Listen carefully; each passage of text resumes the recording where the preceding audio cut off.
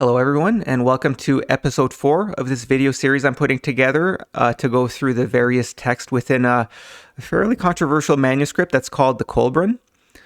So in this video, we'll be going through chapters that talk about Osiris, as well as a secretive society that he established, who are called the Sons of Fire. So there's actually quite a bit of information to go through where I've actually split it across 3 different videos. So this video will be part 1, where we're going to go through stories about Osiris, which includes the events after their exile from the fabled garden. So for those of you who've watched video 2, where we went through the chapters in the Book of Creation about the fabled garden, what's interesting is that in the Book of Genesis, it's Adam and Eve who fell and were exiled, but then they were alive and they're the ones who essentially had children. And, you can make an argument that they're the ones who started the human race as we know it. But in the Kolbrin, as we read in video 2, Datum, who's the Adam character, is actually killed shortly after being exiled from the garden. So as we'll read today, it's actually the character Herthew, his son, who picks up the torch. And as we'll read, it really does seem as though, at least in these stories, it kind of credits him with establishing the human race as we know it today. So that'll be today's video. In part 2, we're going to go through some chapters where it seems like it's more factual writings as opposed to stories that talk more about the Sons of Fire and Osiris and what they did essentially in the generation immediately after the chaotic flood. And there's some interesting chapters where we read of how they traveled to the eastern quarter. So that'll be in video 5.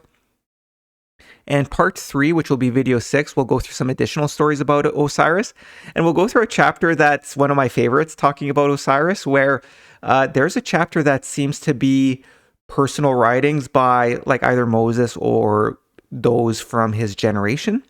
And it's quite interesting. So yeah, we'll go through it in video 6, but the first few passages, we get to see how Moses was quite sad about leaving Egypt because, essentially the priests of the Sons of Fire were there for thousands of years. So it was a fairly big decision. And after those initial passages, it shifts over to essentially where it seems like it's Moses who's teaching us about Osiris. So we'll go through that in video 6. So today we'll be going through 4 chapters in the Kolbrin. So we'll be going through chapters 7 and 8 from the Book of Creation, where Herthew is, again, seems to represent Osiris. And then the following chapter is a continuation of the story, and it's called Gwineva, where Gwineva seems to represent Isis, where Osiris and Isis, including in Egyptian mythology, were, essentially married, I believe. But in here, it's quite obvious that they were their fate mates, as they're called. So after that, we'll read through a fairly long story, which is chapter 7 in the Book of Sons of Fire. So this chapter is called The Rolls of Record 1. And what's interesting is that there's quite a few chapters called The Rolls of Record, where it's like 2, 3, 4, 5. And those ones seem to represent more, as the name would infer, rolls of record. It's kind of more factual information. However, the first chapter seems to be, it's quite apparent that it's a story. So we'll read through this one. And then we'll end with chapter 2 from the Book of Manuscripts, which is called the Scroll of Kamushahre. And again, like I noted in the other videos, there's a lot of what seems to be, like random names and words in some of these chapters where, don't take, I'll do my best in terms of maybe how to pronounce them, but, like I'm not the authority in terms of how these should be pronounced. So, but yeah, we'll read through that one, and we get to read what seems to be more factual information about Osiris and Thoth.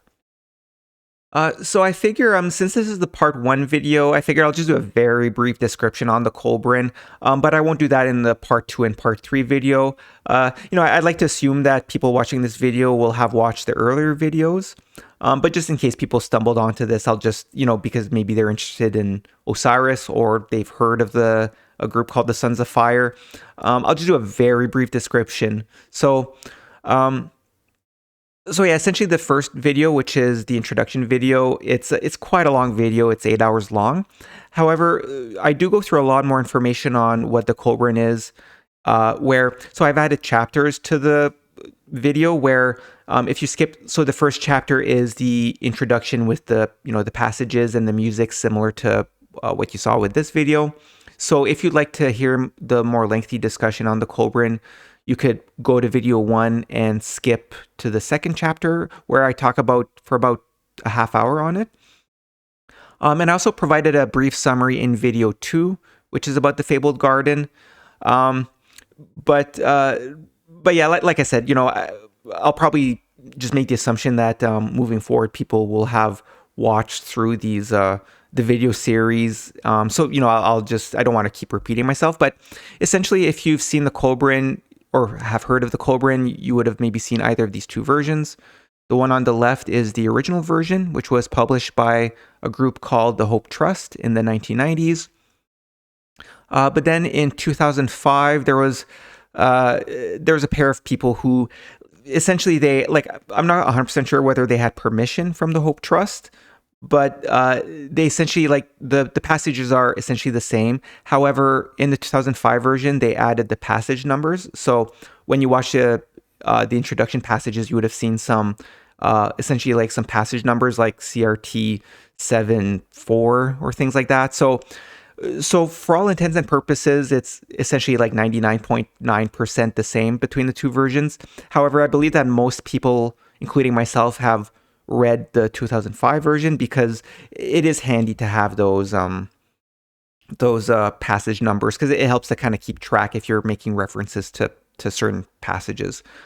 On top of that, I just want to mention, so I've been studying the Kolbrin for almost 5 years now. So I did take quite a bit of time, and I put together a fairly detailed report where I've done my best to help document what I believe all the various chapters are about, and also try to make some references to history to help bring some validity to the Kolbrin. So there's a link in the description to my Google Drive that has a PDF of the report, where essentially in the appendices there's all of the passages of the Kolbrin along with a bit of a play-by-play to help describe what I believe is happening throughout those chapters. And this video series is essentially me kind of taking the report and going through it in video. So yeah, I'll just leave it at that. And I think I'll skip this part in the future videos. Now, another thing I like to do is, so yeah, I mean, I'm not sure if people watching these videos enjoy the introduction where there's the passages with the music, but I like it. It's I kind of figured, so my intent is that I include music that I like, plus I think it's music that is helps us set the tone for what we'll be reading. So, but because I'm using other people's music, I figure I'll just do a quick, just acknowledge those who put together the music. So yeah, the intro songs are from an old video game I played when I was a kid. It was called Lords of Magic. This is the picture here. Yeah, I guess growing up I did play quite a few PC video games.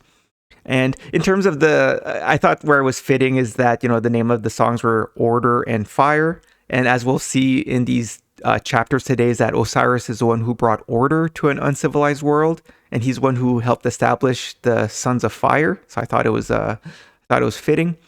And yeah, I'll just mention that actually the first song in video 1, which was called Life, is also from this game.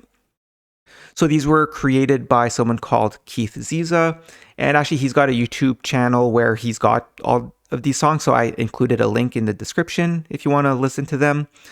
And the thing too that I like with the picture here is that, essentially, I feel like reading through these stories that are describing events from what seems to be over 12,000 years ago almost feels like we're reading fantasy. Although it's not fantasy, it's actually describing our human history. But anyway, just with the picture and the theme of the video game, I thought it was very fitting. And yeah, this is just a few pictures from the video game. So yeah, this is just when you actually play the game. And yeah, what's neat is that you could choose the different civilizations are essentially different elements. There's light, fire, air, earth, and water, and death, and things like that. So anyways, I'll leave it at that. Okay, so now we'll be starting, the actual content of the video. So before jumping into the stories, I'll just give a quick summary on Osiris. So overall, it seems like Osiris goes by many names in the Kolbrin, and the reason I like to refer to him as Osiris is since that is the name he was known and respected for thousands of years in ancient Egypt. As we'll see in the stories today, his name may have been closer to Herthew or Hoskaya. Although one thing we need to keep in mind is that the language spoken by him and his people so long ago would have really seemed alien to us today. So as described in video 3, which was about the flood, I went over and essentially it seems like Osiris was born in the city that was destroyed by the flood. Now he was quite young at the time where he may have just entered manhood. Although by that time he was already regarded as a great warrior. And we'll see that reflected in the stories today. So it does seem as though he captained his crew on a large ship during the turbulent flood, which was caused by fragments of a comet hitting the Earth. And his ship seems to have settled inland, where it was presumably stuck once the waters receded. So then he and his crew settled and built an encampment, but they were not alone, and they were significantly outnumbered by more primitive Stone Age tribes. Because again, it really does seem as though this would have happened over 12,000 years ago. So from other chapters within the Kolbrin that we'll be going through in part 1 to 3, we see a recurring theme where Osiris was betrayed by his own people and was severely injured, which is reminiscent of what we know today as the Osiris resurrection myth. Now, in the Osiris resurrection myth that we know of, Osiris is killed. However, in these stories, Osiris doesn't die, although he does go through what could be considered a miraculous recovery that is seen as a resurrection of sorts. So again, that's why I think it really fits the theme of the Osiris resurrection myth. Now, in some stories, it's Osiris himself who is the one who fights back to regain control of the people. But then in other stories, it's Horus, who's Osiris's and Isis's son, who returns to avenge his father. And we also learn that Osiris may have actually been betrayed by his own brother, who would be Set in terms of the ancient Egyptian mythology. So from the Kolbrin, we also see that the young Osiris was taught by a very wise and much older human who really does seem to be who we know today as Thoth, which again, this is coming from the Egyptian names. So Thoth appears to have been the high priest before the flood, and he was on a different ship than Osiris. However, he also survived the flood, and him and his Osiris eventually met. So from the various texts in the Kolbrin, we learned that Osiris and Thoth were actually from two different groups of people before the flood. So that's it. Like, there's a lot to go over in terms of what's in the Kolbrin. So yeah, today we'll be going through more stories, and in terms of the more ancient times, in terms of chapters that speak about the civilization before the flood, which includes a description of the two different lands or people that Osiris and Thoth belong to, we'll be going through those in later videos. So it'll be videos 17 and 18. So yeah, now we're going to start by going through the actual chapters of the Kolbrin, which are about Osiris, Isis, and Thoth. So these are the same chapters I highlighted before. So yeah, we'll start off with chapter 7 here from the Book of Creation, which is called Herthew, son of the Firstfather.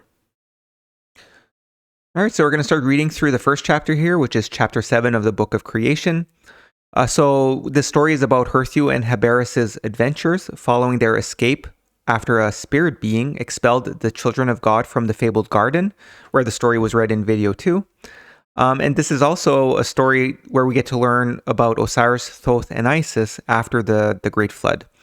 So here's the main characters. So yeah, like the characters in the Kolbrin here are on the right. So Herthew seems to represent Osiris, Heberis seems to represent Thoth, and Gwineva seems to represent Isis. And Gwineva is not mentioned here in chapter 7, but she's mentioned in chapter 8, which is the continuation of this chapter. So the first passage begins by introducing Dadam's son Herthew, who again is referred to as son of the Firstfather, who is the one who began the human race as we know it today.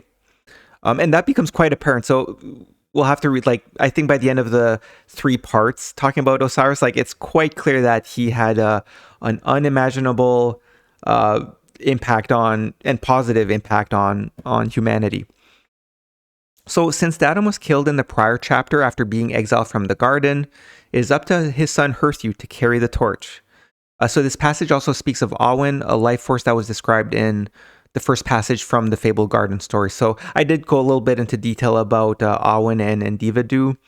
Again, the names are arbitrary, but I do speak a little bit about it in video 2. So here the first passage from the Kolbrin from this chapter reads, "The Book of Beginnings tells us all things began with Varkelfa, therein called Awen Khalifa, from whom flows Gwinen, the Energizer, which stabilizes all things, so they maintain their proper form, and Awen, which responds to the molding desires. This is well enough, but men concern themselves more with the beginnings of their race, and ours is rooted in Herthew, the sun-faced, son of the Firstfather." So the second passage indicates that Herthew was still young when he had to leave the fabled garden where he was born, and he was also left in the keeping of the wise Herthew, who was much older than Herthew. So here the second passage reads, "While Herthew was still young, he was expelled from the lush lands where he was born, and he journeyed across the harsh lands in the company and keeping of wise Herthew. After many days, they came to Crocassus, cradle land of our race, land of mountains and rivers, which is beside Ardis, where they encamped there in a valley. With them were retainers and flocks." So essentially, I'm quite sure that this reference to the lush lands is a reference to the fabled garden. And another thing to note is that, like I did speak about it in video 3, where it does seem as though the fabled garden, in terms of, the people, like the garden being destroyed and the humans being exiled, it really seems to be there seems to be a clear link between that and the biblical flood, where essentially the fabled garden is a story where, the city being destroyed by the flood is the same as the people being exiled from the garden. And this is actually one of the links. So here where it says, "After many days they came to Crocassus, cradle land of our race." Crocassus is mentioned in chapter 3 of the Book of Origins, which is clearly a chapter about the flood. So that helps to link the two together. So passages 3 and 4 speak of how Herthew grew into early adulthood in the land of Crocassus, where Herthew taught him many things. It also refers to, the incident between Datum and Luid in the prior chapter that resulted in everyone getting expelled from the garden. So here it reads, "Herthew grew to manhood there, and always Herthew was at his side, instructing him in all the things he should know. He taught Herthew the 9 essential disciplines of Imane, and the secrets of the 3 sacred vessels. Herthew learned that there was a place of gloom where the air was foul and malodorous. Breezes carried pestilence and poisonous particles. This was the source of all maladies and ailments, and of the things which cause putrefaction and decay. This place had been closed off from earth, for it existed in another realm beyond the ken of mortals, but it had been brought into attunement with earth when a forbidden act was accomplished. Thus, the bodies of mortals became susceptible to influences from the baleful place." So yeah, this is, I think it's a pretty direct link to the incident in the fabled garden. And passage 4 continues here. "To this and similar parts of the other world, the wicked would be drawn when they passed through the grim gates of death. But Herthew taught a different conception of wickedness, one where lack of effort, indolence and indifference to duty and obligations, the taking of the easy path, were just as wrong as actual deeds of wickedness. He taught that men reach the true goal of life by transmuting lust love into true love, that true victory is gained only over the defeated bodies of the vanquished passions and baser selves." So essentially these passages are making a bit of a reference to, heaven and hell, where after death, people are drawn to either the light side or the dark side. And Herthew also taught the concept of wickedness, which is usually brought on by lack of effort. And we see how lust was deemed as one of the most wicked traits, where, essentially it's by transmuting lust love into true love, which is the true goal of life. So passage 5 speaks of how the more tribal people were displeased with Herthew's teachings, and therefore Herthew taught the truth in the form of stories. And Heberus mentions the destroyer, which is a reference to the cosmic impact that caused the flood, and we went through those in video 3. So he also taught them of things like seasons to help begin the Neolithic age. Like I said, it's just, again, like I know this might be a lot to take early in this video, but once we get through all of the stories about Osiris and Thoth, it becomes quite clear with that this is in part why it seems to align with over 12,000 years ago, where as we read these stories, it really does seem as though they're the ones who taught very primitive humans this more advanced knowledge that they had from before the flood, where, you know, like I mentioned in video 3, like they were some of the few survivors, and part of their mandate was to help preserve the more advanced information that they had and pass it down to the more primitive humans. So passage 5 reads here, "These and many other things were taught by Heberus, but many of his teachings displeased the people of Caucasus, who were then as they were before Herthew's forefather was led away. So Heberus concealed many things from them and taught by simple tales, things within their understanding. He taught them the mysteries concerning the wheel of the year, and divided the year into a summer half and a winter half, with a great year circle of 52 years, 104 of which was the circle of the destroyer. He gave them the laws of weal and woe, and established the folk feasts of harvest tide and seeding tide. He taught them the ritual of Ulsidui." So I think these are some fairly clear references to teaching agriculture, right? Like, you know, when to harvest, when to seed, the summer half, the winter half. So passages 6 and 7 speak of how Heberus taught Herthew the truth, you know, i.e. like not concealed in stories. So Herthew learned of the spiritual side of our existence, which are taught throughout a lot of other chapters in the Kolbrin. And again, like I mentioned in the introduction video, where I gave an outline of like the 24 videos I've planned for this video series, we'll be going through the chapters about God, heaven, our souls, and the meaning of life in videos 20 to 22. So passage 6 reads here, "But Heberus instructed Herthew in the ways of the other world. He taught him concerning the 3 rays from the central invisible sun, which manifests all things, upholding them in stability of form. Also concerning the oversoul, which filled everything in creation, as the soul self filled the mortal body. This soul self, he declared, would develop from mortal sensitivity and feeling, transmuted into divine sensitivities and feeling, through suppression of the baser instincts within mortals. It was strengthened by development of feeling of love between man and woman, and between these and their kindred by the appreciation of beauty and devotion to duty, by the development of all qualities that pertain to humans and not to animals." So it continues here with passage 7. "Herthew learned that the soul self is quickened by soul substances outflowing from the Godhead, that the strong soul is transformed and molded to the soul's desire, but the weak soul is not its own master. It is flabby, unstable, and is pulled into a state of distortion by its own vices. In the afterlife, there is unbounded joy for the entry of a noble soul. It will glow with splendor and stand out proudly. The mean soul of the wicked is dull-hued, twisted and drab, and, being drawn towards its own compatible state, it shrinks into the dark places, where dark places is the dark side of heaven." So passage 8 helps to understand the situation, where essentially Herthew and Heberus joined a small group of people living in the land of Caucasus, and these people have a king named Idelvar. Although, even though in the story he's referred to as a king, we need to keep in mind that Herthew and Heberus were advanced humans who were living among a Stone Age tribe after the flood.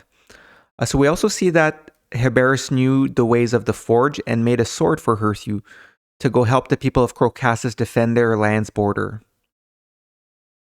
So here's passage 8. "When Herthew had barely crossed the threshold of manhood, black-bearded spearmen began to ravish the borders of Caucasus, and Idelvar, king of that country, called his fighting men together, and when word came to Herthew, he prepared to depart.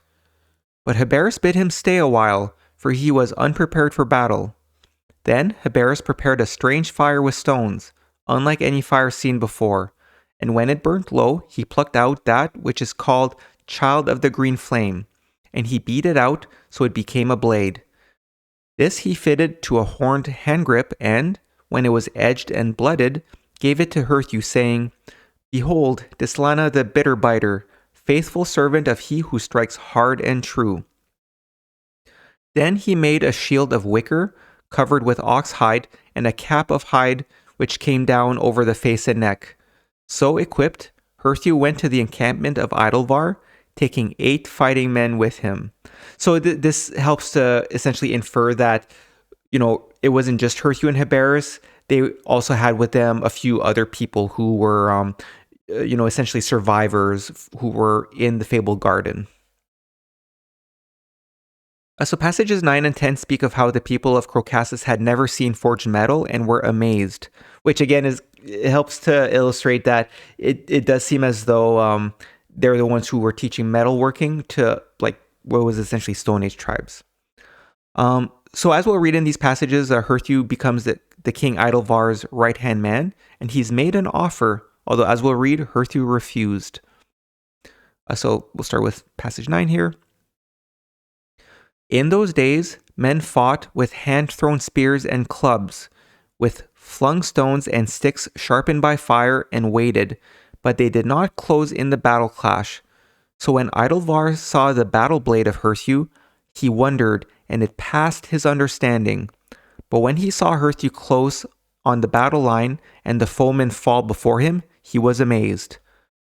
No man about the king could understand the making of such weapons, offspring of fire and stone. But Heberus made others, and Herthew became the king's right-hand man and the first hero of the noble race. The king offered Herthew his daughter's hand in marriage, but Herthew declined, saying, The days of my manhood are not yet fulfilled. So we're going to read through a fairly long set of passage where it's 11 to 16, which indicate that the war ended, and Herthew and Heberus began teaching select people the way of the forge, for metalworking. But then we also read of how Heberus teaches Herthew and his men significantly more important lessons. So we'll start here with 11. It says, When the war-filled days had passed, Herthew withdrew to the place where Heberus made the bright battle blade, and already he had taught the mysteries of their making to others, sealing their mouths with magic.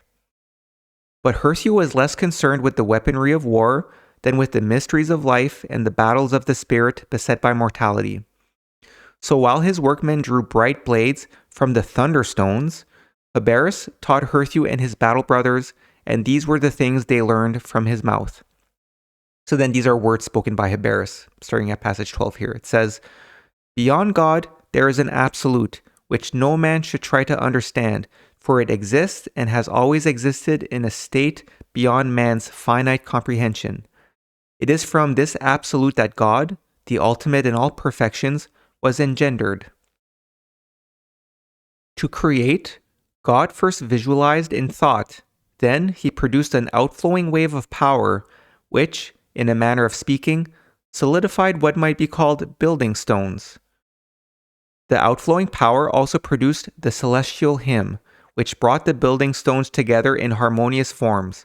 So it is truly said that all creation is the harp of God, and it responds to his song and manipulations. It is an everlasting unfoldment. The voice of God can also be heard in the voice of his beautiful daughter, who endows all growing things with life and beauty. There is a divine purpose in creation, which may be known only to the few. This knowledge is the key to all unanswered questions. Acquiring it is like the drawing back of heavy curtains, which have kept a room in gloomy half-lit, so all things suddenly become clear and distinct. He who gains this knowledge knows the grand secret, the answer to the riddle of ages, and knows beyond a shadow of doubt that there is a divine purpose, and the divine secret concerning it is called Gwineva. So, and actually what's quite interesting, so essentially here Heberus is saying a story of creation where God produced all that is. And so we'll be going through the stories in the Kolbrin which speak of creation in video 19. But these are actually very similar to what we read in the Book of Origins story of creation, where it makes a reference to essentially like a celestial hymn. And then here it continues. So again, these are still from Heberus, where he says, apart from Gwineva, God gains nothing from his creation, except that as a being possessing infinite love and goodness, he must have something to receive the gift of love and respond to it. Even among mortal beings, who is there that could find satisfactory fulfillment in self-love? Also, he needed something wherein he could contrast himself, some medium wherein he could perform, and this is creation. Creation is also, for mortals, the school of life, the training ground for godhood. There are 3 circles of reality, 3 realms, 3 stages of existence, and they are, so here we'll go through the 3. The first is heaven, where perfection visualized on earth may be realized, and desires and ideals materialized, where hearts driven for aspirations are attained. It is a place where all the properly developed spiritual potential latent in man reaches maturity and fulfillment.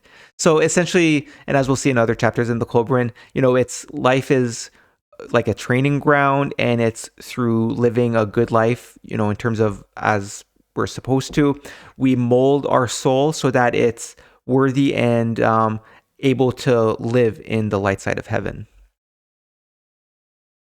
And then the second one is earth, the place of training, development, and preparation, the testing ground, the battlefield where men discover their true natures when confronted by life's challenges, contests, and contentions, where competition and controversy are the rule.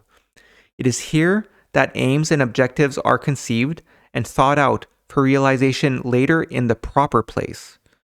It is a starting point, the beginning of the journey. It is here that the proper road must be wisely chosen. And then the third one, he says, then there is the realm of the misty horizon, the intermediate place, the place of spirits, where those above can commune with those below, and where free spirits wander within their limitations. So anyways, that's quite interesting. So passage 17 speaks of how the knowledge and wisdom have been written, but they are not things that should be spoken of to everyone, since this knowledge can be used for wickedness. Here it says, these things, which Heberus taught in those far-off days, have been rewritten in transmission to accord with our understanding, but it is unwise to voice them in these troublesome days, when words become snares to entrap the unwary. So I mean, this is reflective of, like it says, these have been rewritten. So I'm quite sure it seems like most of these, like in the Book of Creation and the Egyptian text, like these were likely rewritten at a time during a period of ancient Egypt and potentially maybe during Moses' generation. So passage 18 begins an encounter between Herthew, Heberus, and the local king Idelvar. So essentially, as we'll read, Idelvar wants to know the secrets of the forge, but only those trusted by Heberus are taught. So Idelvar devised a plan, and one thing to keep in mind is that Heberus is quite old in terms of the character here. And yeah, I mean, as we'll see, like that's the thing. It's very understandable that in primitive times, in the Stone Age, that if a group of humans learn metalworking, like that was such a big important piece of knowledge, where if the wrong people learned how to do metalworking, it would give them such an advantage, where the fear of these people is that if wicked people had learned about metalworking, then they could essentially just go and take over and kill like all the other stone tribes. It's such a big advantage in ancient times. Okay, so we'll read through passage 18 here. So it says, now Idelvar desired to learn the secret of the bright blade engendering thunderstones, but no man who came with Heberus or labored for him would disclose any part of it, and the king was afraid to put them to the test. So, having thought the matter out, the king sent for his daughters and told them what he expected them to do, for he had devised a plan to learn the secret. Then he sent an invitation to Herthew and Heberus. When they arrived at the king's encampment, they found a great gathering in their honor, and the king's daughters favorably inclined towards them, one smiling upon Herthew and the other upon Heberus, who was at the age of horde-headedness. Again, this is kind of a reference to how he was quite old at the time. So he continues down here. It says, Though at first Heberus was indifferent and wearied her, the king's daughter pandered to him, encouraging even his follies, setting out to charm him with her wit and beauty. So now in passage 19, Heberus, who represents Thoth, the great and ever wise, wouldn't fall for the trap set by the king Idlevar. Or would he? Okay, so we'll read passage 19 here. It says, "It was no great length of time before her womanly wiles ensnared the heart of Heberus. And though he was almost ripe for the surrender of secrets, the damsel's effort had taxed her, and the game became tiresome. So there came an evening when she would not injure his company. In the midst of the merrymaking, when the ale bowls had made many rounds, and the sound of song and story was at its height, she slipped away with a young battleman who attended upon her father. Many who sat among the benches saw this and whispered to one another, nodding knowingly in the direction of Heberus, who was not unaware, though he appeared to have drunk to his capacity." So, inferring maybe he's this evening he's not under the best judgment. So passages 20 and 21 illustrate how Heberus was heart-smitten by Idlevar's daughter and proposed to her. Now, as we'll read here, it did not go well for Heberus the wise, the knower of all things. I'm just having a little bit of fun in terms of just, what these passages are describing. So passage 20 reads here, "Heberus had learned to love the young woman, so he was sorely heart-smitten, but within himself he knew the tree of winter love bears only winter's fruit. Yet he made excuses to himself for her, thinking perhaps it was just some girlishness with no more weight than a floating feather. Nothing of serious import, for it was true the merrymaking was better suited to the natures of men than the natures of women. Maybe, he thought, it is just an innocent discretion." So this is because in the previous passage it mentioned how Idlevar's daughter later in the evening grew tired of Heberus and went to go speak to, someone else who was younger. But here as we read, he thought it was just like he's making excuses, right? So it continues with passage 21 here. "So when the day came to its fullness, and those who had made merry went heavily about their task, Heberus approached the king and asked for his daughter's hand in marriage. He said, 'Your daughter Clara has delighted me with her winsome ways. She has charmed me with her gaiety and beauty. She has displayed much pleasure in my company. Surely I have not misread the signs.'" But, I underline this because, like we know, this is the King Idlevar had devised a plan, right? So it continues here. "The king was not overpleased, for though he greatly desired to know the secret of the bright blade, he had not intended on giving his daughter's hand to Heberus, but neither did he wish to offend him. Therefore, he was wary in his reply, saying, 'It is the custom for any suitor of a highborn woman's hand to be himself highborn and worthily battle-blooded. Yet, such is my affection for you that I would not let even the custom become a bar to this marriage. And you may be a battle-blooded man among your own people. But let us not enter lightly into this thing, for the girl is still young, and it would be well if you established yourself favorably with her. She will be a worthy wife indeed, for she is one who is ever ready to learn, one with an inquiring mind. Nothing gives her greater pleasure than the acquisition of knowledge.' So the matter was left." So this was the end of the King Idlevar talking, and it ends with, "So the matter was left." So passages 22 to 24 have Herthew and Heberus traveling with Idlevar to celebrate at a gathering. And we also meet a new character called Gwyddon, who is a seer or prophet of sorts, and an elder warrior of the people with Idlevar. So passage 22 reads here, "Now, some days later, Idlevar and his retinue, accompanied by Herthew and Heberus, went to the gathering place for folk feasts, some 5 days' journey away. People were accustomed to meeting here every 13 moons to celebrate the season of fruitfulness, many coming a great distance. Continues here. "Beside the gathering place was the compound of a far-famed seer and warlock called Gwyddon, who, in the fullness of the moon, on the third night, would prophesy events of the forthcoming year. And the passages continue here, where it says, Idelvar and those with him presented their gifts and took their places before the compound. Presently, Gwydon came out cloaked in the skins of wild dogs, with a horned crown and skull-headed staff. He seated himself before a small fire, into which he threw prescriptions, making a cloud of smoke, which completely enveloped him. When this had drifted away, he seemed to be asleep, but after a while, he lifted his head, then raising himself up, he started to prophesy. He talked a while of small matters, then told of dangers to the people through enemies who would bear down from the Northlands. He prophesied a great bloodletting, telling people they would be saved by a great war leader, a king knowing the secret of the bright blade, himself a war wielder of one. He exhorted the people to bestir themselves and prepare, wasting no time in finding their leader.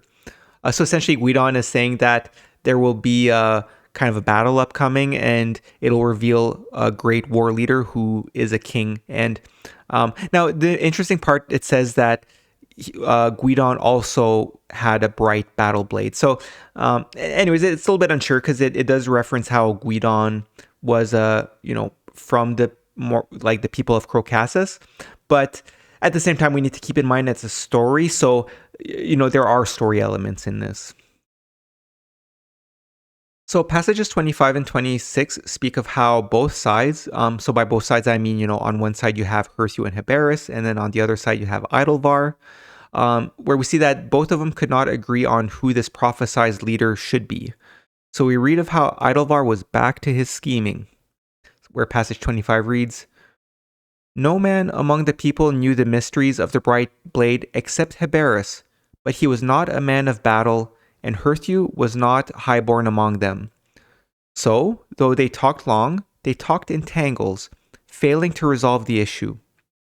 It was then decided each should go his own way, but they should meet at the same place again at the next full moon, when Gwydon would be able to help with their decision. When Idelvar returned to his encampment, he was no longer hesitant about the marriage of his daughter, ordering that it should take place forthwith, but he stipulated that Heberis must initiate him and his sons into the mysteries of the bright battle blade immediately. This being agreed, arrangements for the marriage were put in hand. So essentially now the king wants to learn the secrets of the battle blade. So he's essentially saying like, okay, Heberis, you can marry my daughter if you teach me and my sons the secrets. So yeah. So with that, passages 27 and 28 are passages of great joy as Heberis finally married Clara, Idelvar's daughter.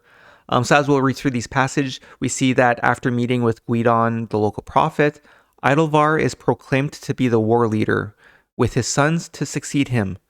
However, we also read that Heberis did his own scheming.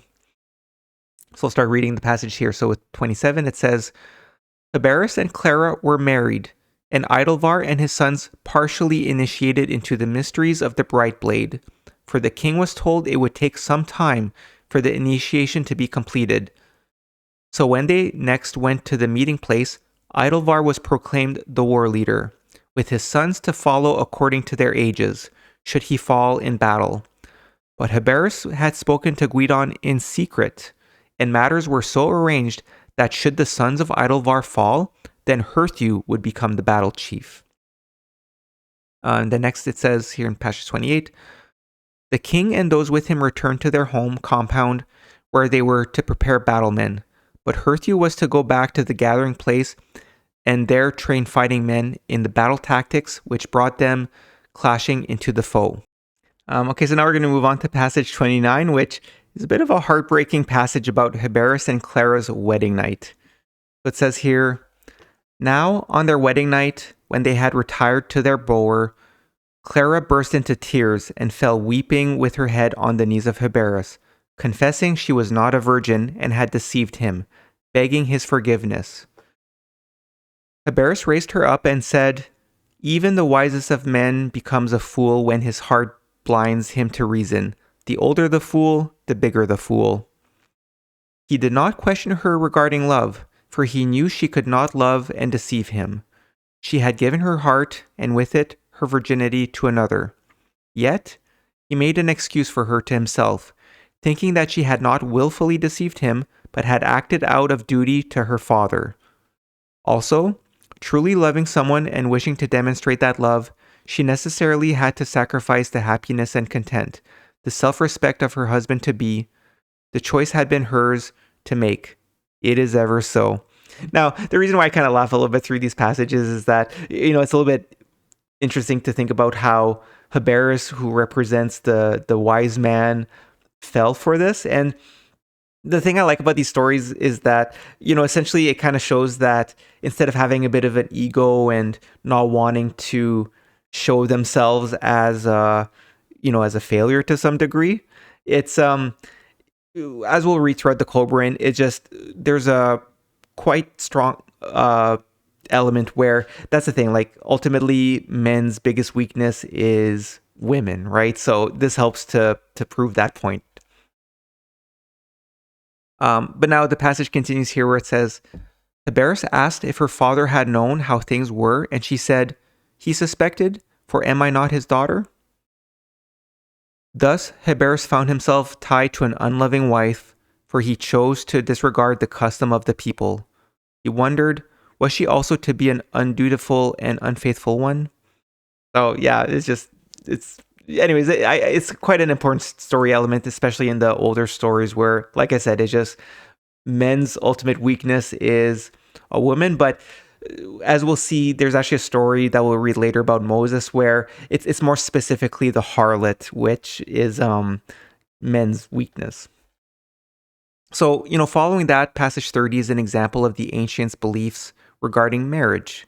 It reads here, a woman reserves herself for her husband, or she does not, according to her marriage criterion. A woman reserved for marriage is one unlikely to be unfaithful.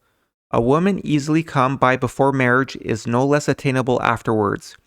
For if she says love is the criteria, then she measures by something unstandardized, which may figuratively vary from 1 inch to a mile.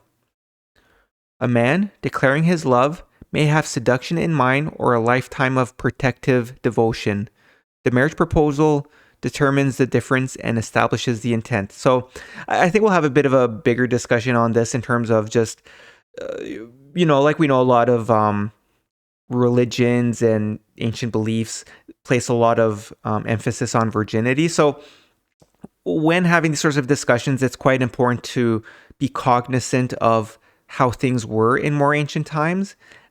Essentially, as actually we read in the Maya and Leela story in video 2, where after the man and Leela were exiled from the land, like part of it is that in more ancient times, like it's easier for a man to survive, just due to their physical strength. It's easier for men to build shelters and hunt and things like that. So overall, the idea was that in ancient times, where women were a little bit more, they had to rely on a man.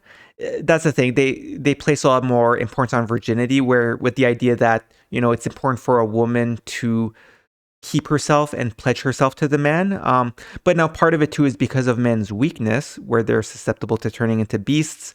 It's just things seem to work better when you leave out things like jealousy or suspicion. So it's kind of like the idea is that if a woman keeps herself for a man and only sleeps with like the same man and all those things, it makes it so that the man then doesn't get suspicious, or I mean, how men could be sometimes if they're suspicious of their wife and stuff like that. So anyways, it's quite the topic, but when reading through these, we need to be cognizant that life today, where women are able to work and sustain themselves, like it's quite different. So I just wanted to add that caveat because it's quite important to consider.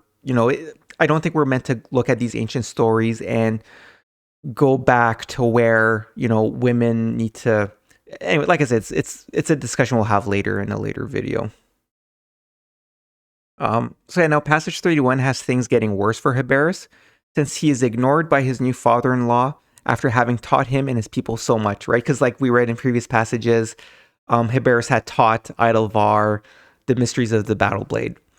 So here, passage 31 says, "After the marriage, the king showed little concern for Heberus, for he kept Clara's young battlemen in his retinue when he should have dispatched him elsewhere. Nor did Clara maintain the restraint and decorum which dignifies wifehood, except in their outward manifestations, which is no more than a deceptive crust disguising the polluted love beneath. Thus Heberus bore the shame of belittlement in the eyes of men, for Clara was furtively unfaithful." So again, like the other younger man that Clara had been interested in, so Idelvar had kept him around, and now after the marriage and after Heberus had taught the mysteries, it was kind of out in the open. So passages 32 and 33 move forward to the place of the Thunderstones, where Heberus would give Idelvar and his sons the final initiation into the hidden mysteries. It reads here, "Heberus visited Herthew and, on his return, told the king that he and his sons would now receive their final initiation. So, having made preparations, they set off, accompanied by Clara, to the place of the Thunderstones, this being a deeply cleft mountain wherein there was a large cavern, from which flowed a river. Entering the cave, Heberus told those with him to bide where they were, for only Idelvar, his sons, and Clara were to accompany him into the place of initiation. A small cave entered through a long narrow passage, closed off by a heavy door, and lit by a fire already prepared, a fire which burnt tardily with a blue flame." So the next passage here, 34, we read of how Heberus does what had to be done. It reads here, "When a length of time had passed, those who waited without grew uneasy, but it was long before they approached the door, and when they did, their throats were seized, so they were affrighted and fled, and one among them died. Then those who knew the mysteries of the Thunderstones came and cleared the way, and all within the cave were found dead. Heberus did what had to be done, for though it is well for men to conform to the laws of men, there is a super law, by which men who are men should live, and which sometimes decrees that they must die." So essentially what this is describing is that Heberus placed a bit of a trap for Idelvar, his sons, and also Clara, where they guided them into a cave where they said, this will be for your final initiation into the mysteries, but then they were killed. So, I think for us today, that might seem a little bit contentious or odd, where we might, because I guess the idea is that these biblical prophets, you would expect for them to be incredibly good-natured, and they were. The thing is, again, when we read through these, it's quite important to put yourself in the situation that they were in. So, as we read, Heberus had taught Idelvar and his sons how to make swords, and then afterwards, it was pretty clear that they were kind of corrupt people who deceived Heberus. So that's the thing. It's ultimately these prophets and those of the secret society of the Sons of Fire, as we'll read. It's they use it's not a decision they would have done lightly, but in this case, understanding how dangerous it would be for corrupt people to know the mysteries of metalworking. That's the thing. It's using their judgment. And again, you could make an argument that Heberus did the right thing here. It's, if corrupt people learn metalworking, they could go and just kill a bunch of other primitive tribes. So sometimes they use their judgment to say hey, we should probably murder certain people. So that's the thing. Today it might be difficult to understand, but in ancient times they didn't have prisons, they didn't have things like that. So that's the thing. It's, like I said, it might be contentious for us today, but when you put yourself into the situation, you could actually understand the wisdom of these people like Heberus or Thoth in this story. And again, this is a story, so it's got story elements, but I just want to make the point that things aren't always rosy, and sometimes these prophets had to make difficult decisions, but it's not something they did lightly. And when you take a step back and think about it, you could understand why they set a trap and killed Idelvar. So passage 35 ends the chapter with Herthew becoming the king, right? Because remember when Gwydion had established that Idelvar would be king and his sons would be the successors. But then Hebaris made a deal with Guidon where if Idelvar and his sons died, then Herthew would become king. So since Idelvar and his sons were murdered, Herthew became the king. And it should be noted that this passage mentions that he was the first king over all the people, since it's Herthew that united the tribes that were at war with each other. Because it reads here, Herthew married the daughter of Idelvar, and they had a son who died in his 7th year. Idelvar's daughter died in childbirth.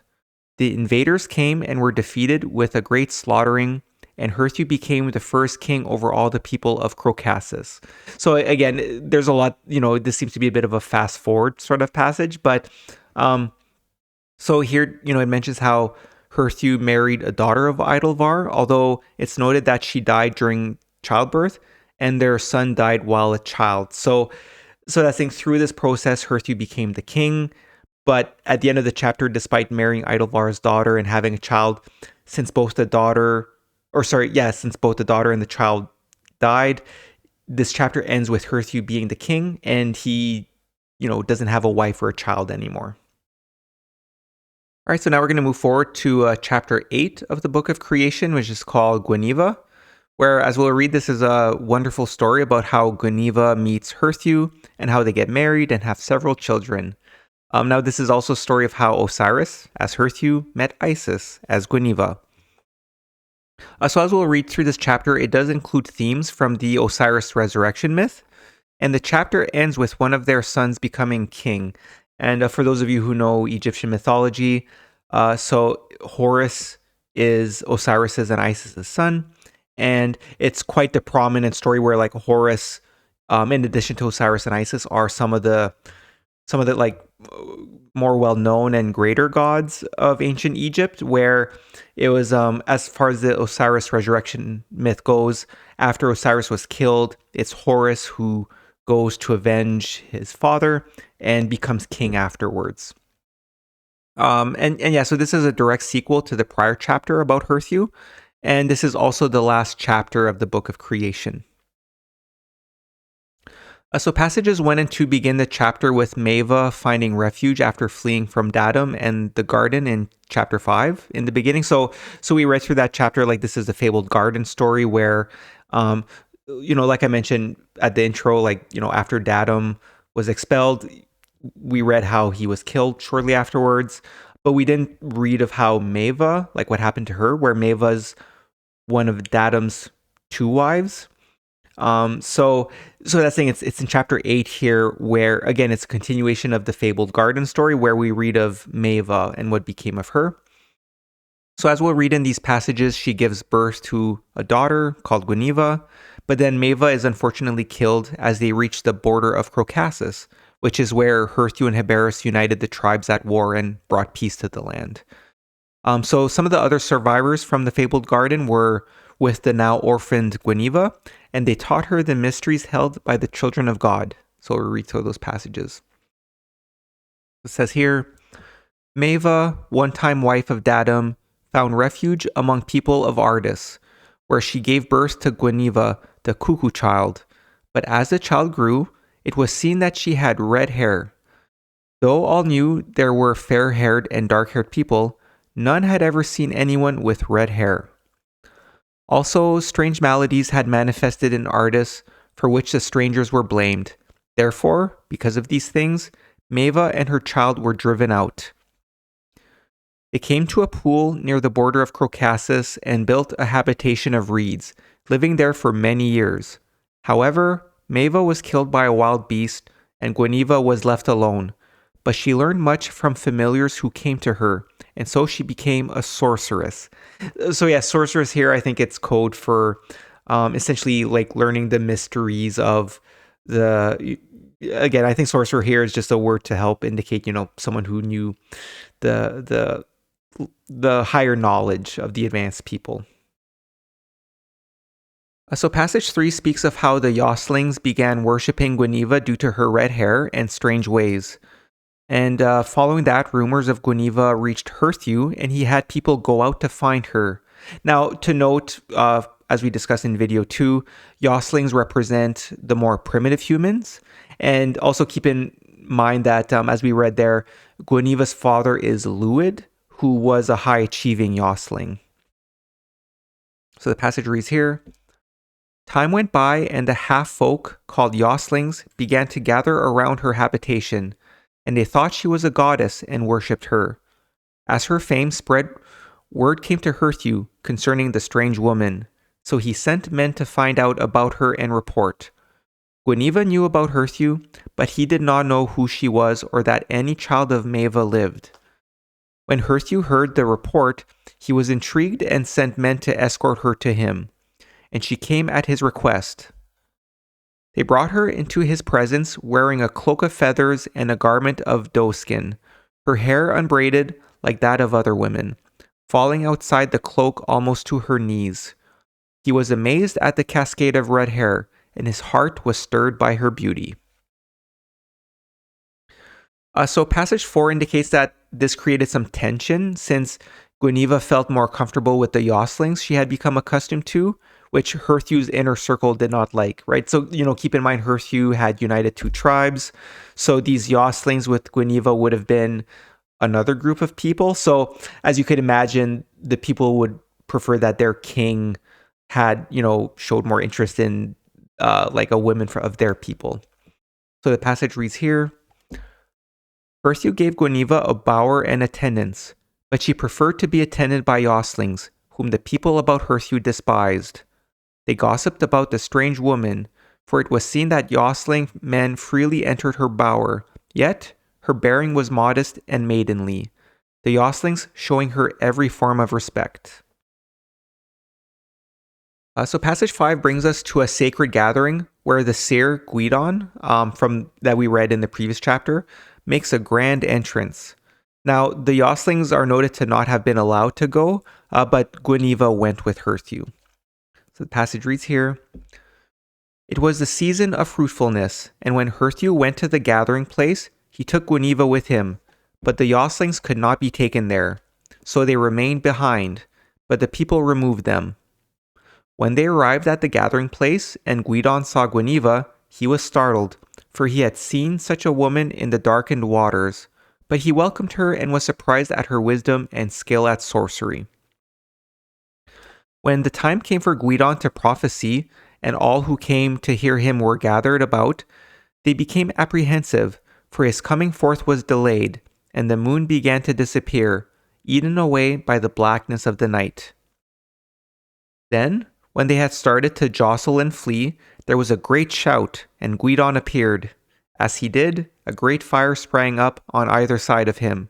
The people remained, for each was rooted to the place where he stood." Now, passage 6 has Gwydion give a long prophetic speech. So while we read this passage, it should be considered whether this is a prophecy where Herthew and his children will bring humanity back in alignment with their spiritual being, instead of being prisoners of their carnal animal desires.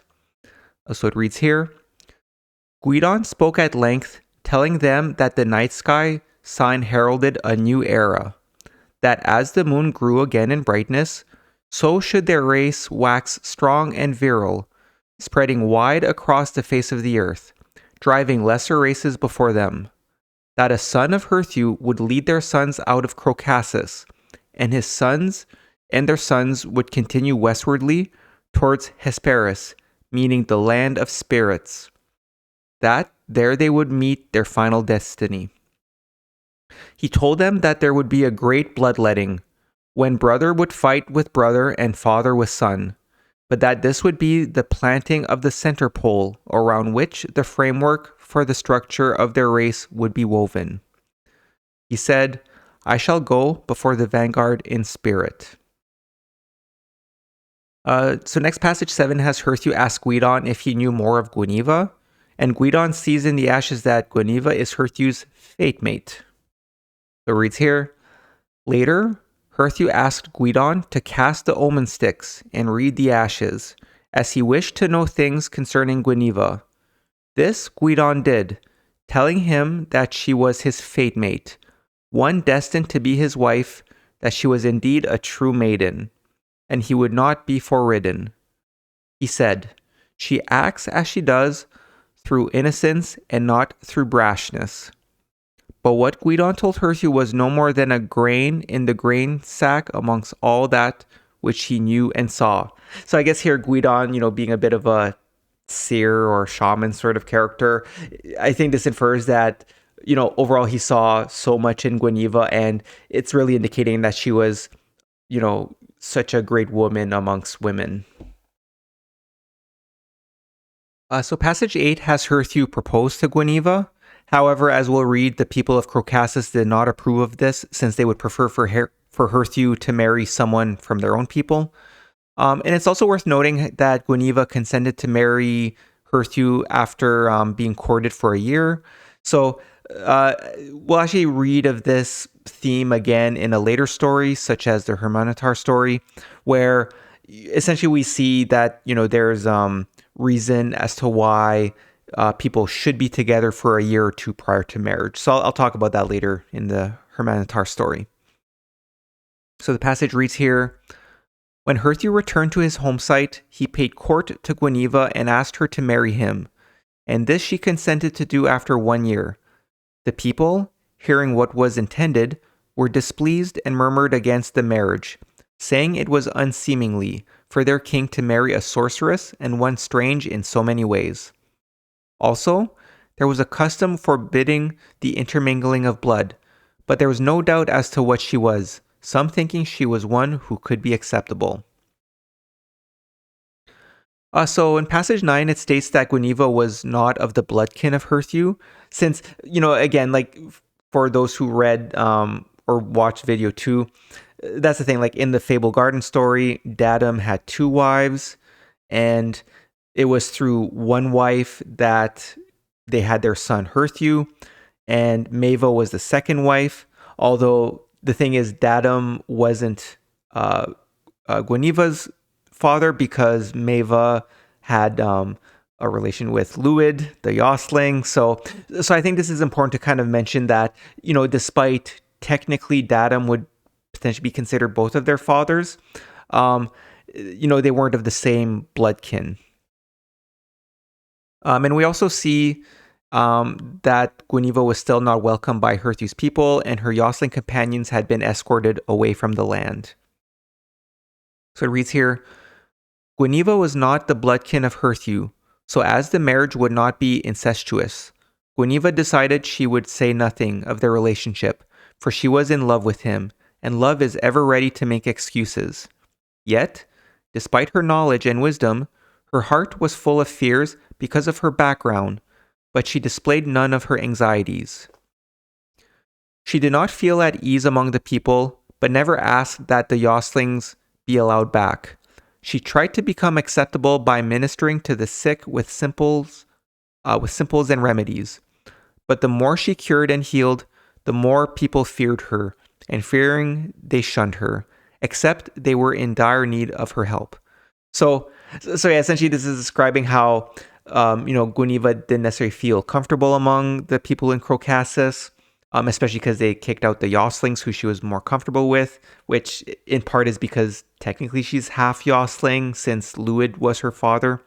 But now this shows how Gwineva was using her advanced knowledge, which included how to heal people.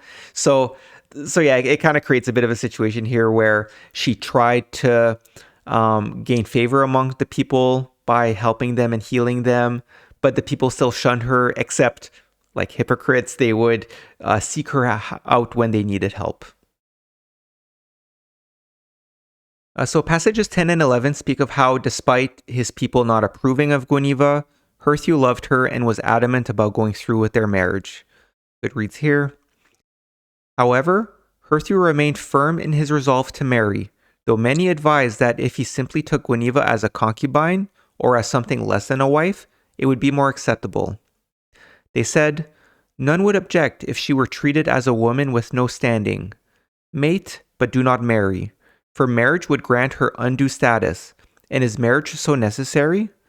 Does a wise man buy the pie, whereof he can freely eat at any time? And it continues here. Such sayings enraged Herthew, for he knew Gwineva to be a woman reserved for marriage, and this he tried to tell the people, but they laughed, saying, She has bewitched you. Put her to the test." But he replied, "This is unworthy, for it displays doubt and distrust. A virgin is a virgin, whether named so by horn or wand, and remains so whatever the conjectures of carnal-minded men who are more familiar with women of lesser repute." Yet, whether the marriage bar applied was still a thing of doubt in the minds of many, for none knew the lineage of Gwineva, nor did she enlighten anyone, though it was customary to recite this at the betrothal. But Herthew and Gwineva remained unbetrothed, though the forthcoming marriage was made known.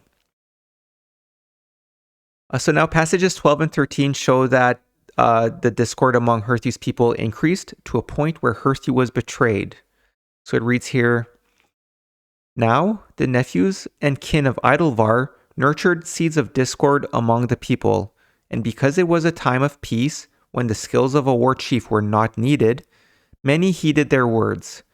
So it developed that there were those for Herthew and those against him. Then Herthew said to the people, 'Let this not be something to cut people apart, but something which can be decided at the next folk feast.'" Folk feast, I think, being potentially when they meet with Gwydion again. So the passage continues here. "The seed sowing time had passed, but it was not yet harvest tide, and the young men held spear throwing contests and tested each other in many manly skills. At such times, seated on a platform against a palisade, Herthew gave judgment and awarded merits. Inside the palisade was a walkway and places from which great stones could be hurled, and from one such place came a murderous weapon which cut down through Herthew's head to pierce the shoulder of his shield arm, striking him to the ground. Immediately there was a great tumult and confusion. Fighting broke out and men died, but Herthew was carried to safety in the bower of Gwineva. There he was protected by his retainers, but within the palisade all was taken over by those hostile to Herthew." So passages 14 and 15 continue where it speaks of how Herthew's close circle of people dwindled after the betrayal. And we also see that Herthew was near death and possibly delirious. So as we'll see while reading through the next passages, when reading between the lines, it's fair to say that Gwineva was extremely patient and displayed true love towards her fate mate. So it reads here, "Before the cowardly blow, those for Herthew had been more numerous and powerful, but after he was so sorely wounded, they were less, and of these many were inclined to waver, for such is the nature of man. But to contrast with the frail reeds who wavered, those who remained loyal were resolute, for this too is the nature of man." Now, when Gwineva and the wise men attended to Herthew, they saw that while the shield arm had been injured, it was not unfeeling, for it grasped the hand of Gwineva. But this the sword arm could not do, though it was uninjured. Therefore, they knew the slaughter-bent weapon had been charmed, and no woman could remove such enchantment, nor could the wise men, for they were unblooded. And passage 15 continues here. "In the days that followed, the enchantment caused demons to enter through the wound and take up their abode. So Herthew was tormented, and his body racked before subsiding into quietness, which precedes death. The demons had abused Gwineva, called her foul names, and cried out in loud voices against people, so that they should abandon their king." So, I mean, essentially we read of how Herthew was like severely injured, near death, and I guess because he was delirious and for all that, like he shouted abuses towards Gwineva and other people, but that's why I said, Gwineva showed some true love towards her fate mate. So passages 16 and 17 describe how Herthew was taken to a sacred area meant for people who are about to die, and where Gwineva and Gwydion tended to him. Now, one thing to note is that since Heberus the Wise was not present and hasn't been spoken of in this chapter, it's presumed that he died or left sometimes when Gwineva was growing up and before she met Herthew. And again, maybe he died because he was much older. So passage 16 reads here, "The place where Herthew lay was near the lakeside, and in the lake was an island called Inscris, meaning the Isle of the Dead, where those about to die were taken, as well as the dead, before being consigned to the waters.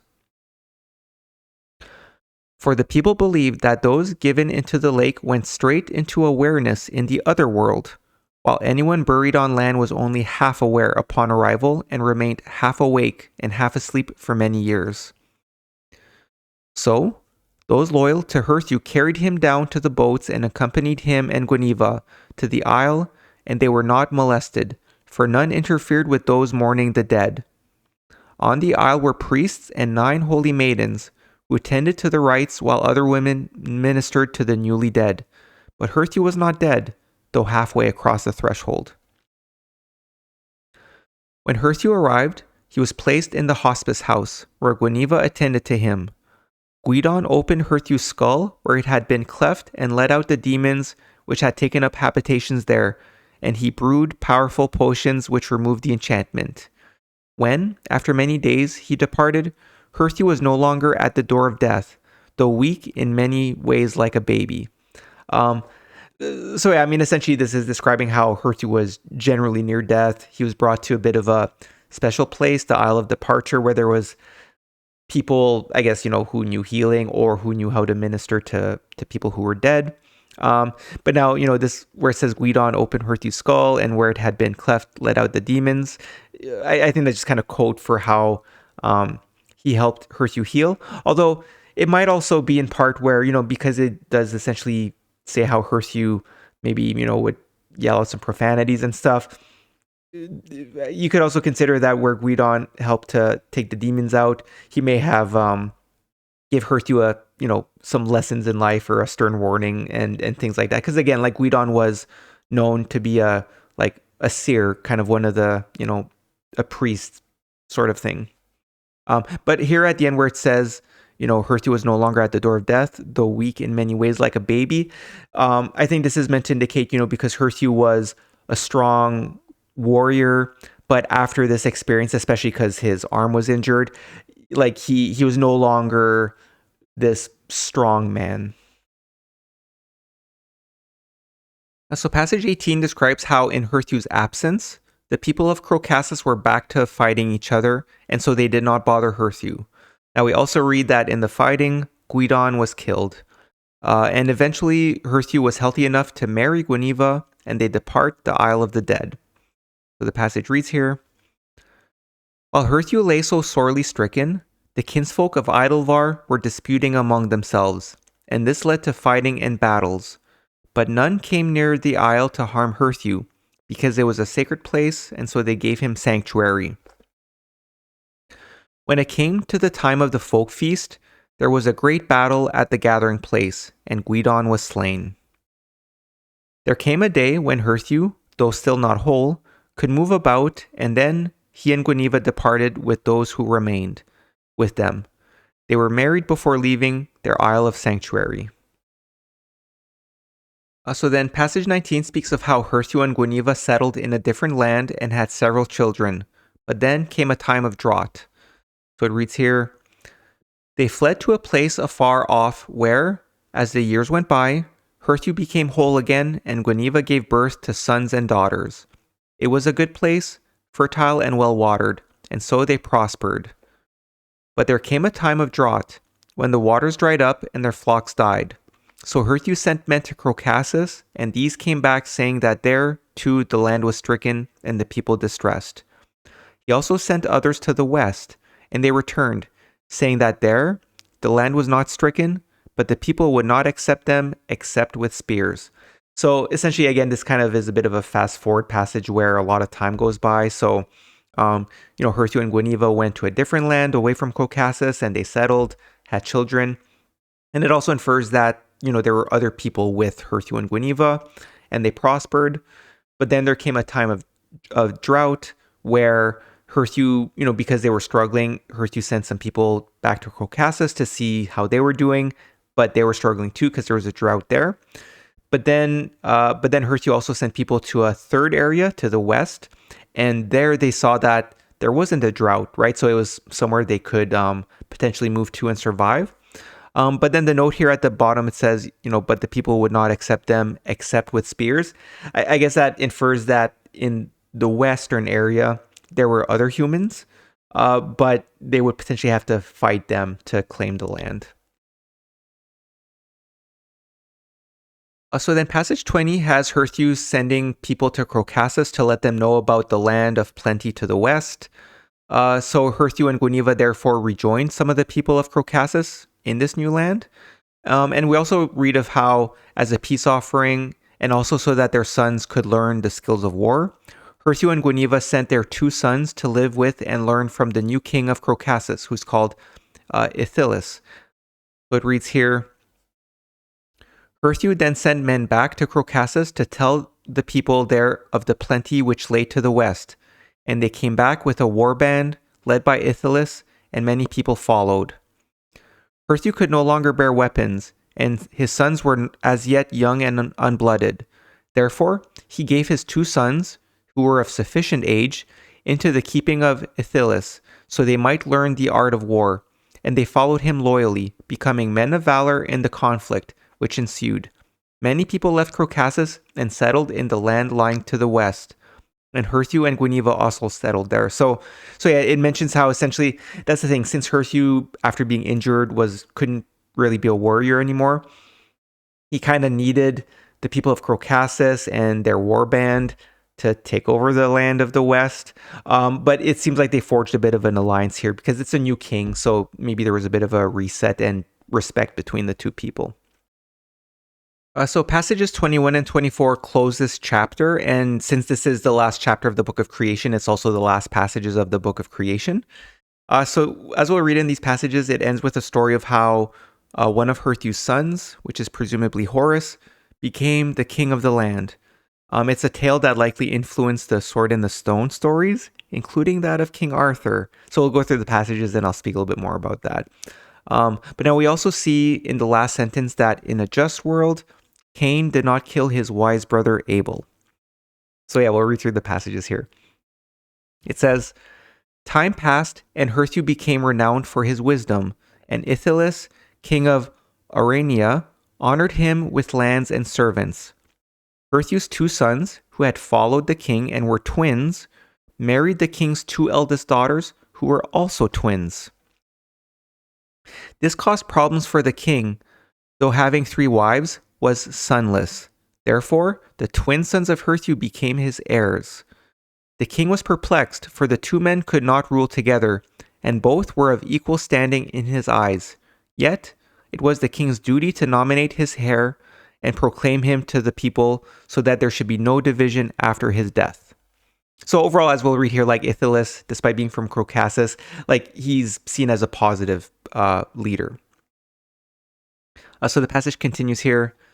Therefore, Osiris consulted Herthew as to how the judgment should be made, and Herthew said, Let fate decree who shall be king. And passage 22 here says, In Arania, the people gathered 4 times a year for the folk feasts. At such times, it was customary for new laws to be proclaimed, judgments given, and all contentious issues settled. So, before the next folk feast, Herthew prepared a man-made stone from sand, clay, and other things.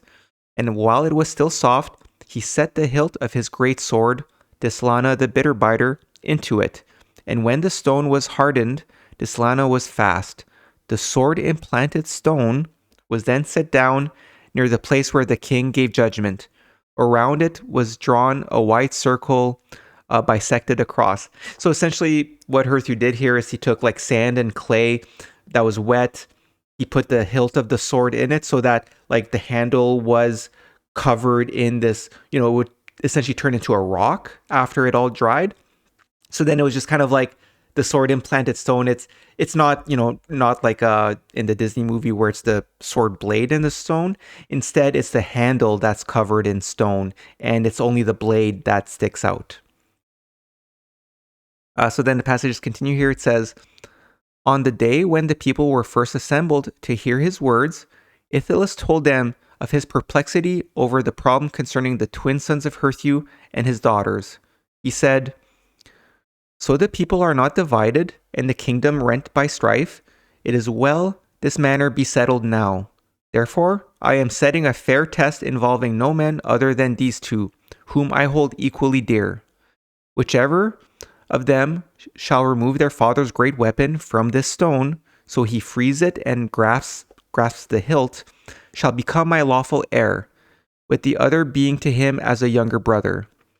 They will each try in turn during the duration of the fall of a feather, the first trier being he who cast his bracelet over the blade. Then each of Herthew's sons was placed in a spot where the bisecting line joined the circle. So they stood opposite each other, and each had 3 bracelets. They threw until one encircled the blade with his bracelet. So a little bit of a like hand toss, like with horseshoes, but instead with a bracelet to see who does the first attempt of freeing the sword from the stone. And again, it's whoever's the first to be able to grab the handle of the sword, which is covered in that stone, would become the heir. So passage 24 here reads, Then this one tried to withdraw the weapon with his hand, but could not because of the sharpness. The other tried by placing his 2 palms on each side of the blade, then pressing them together while uplifting, but he could not move it either.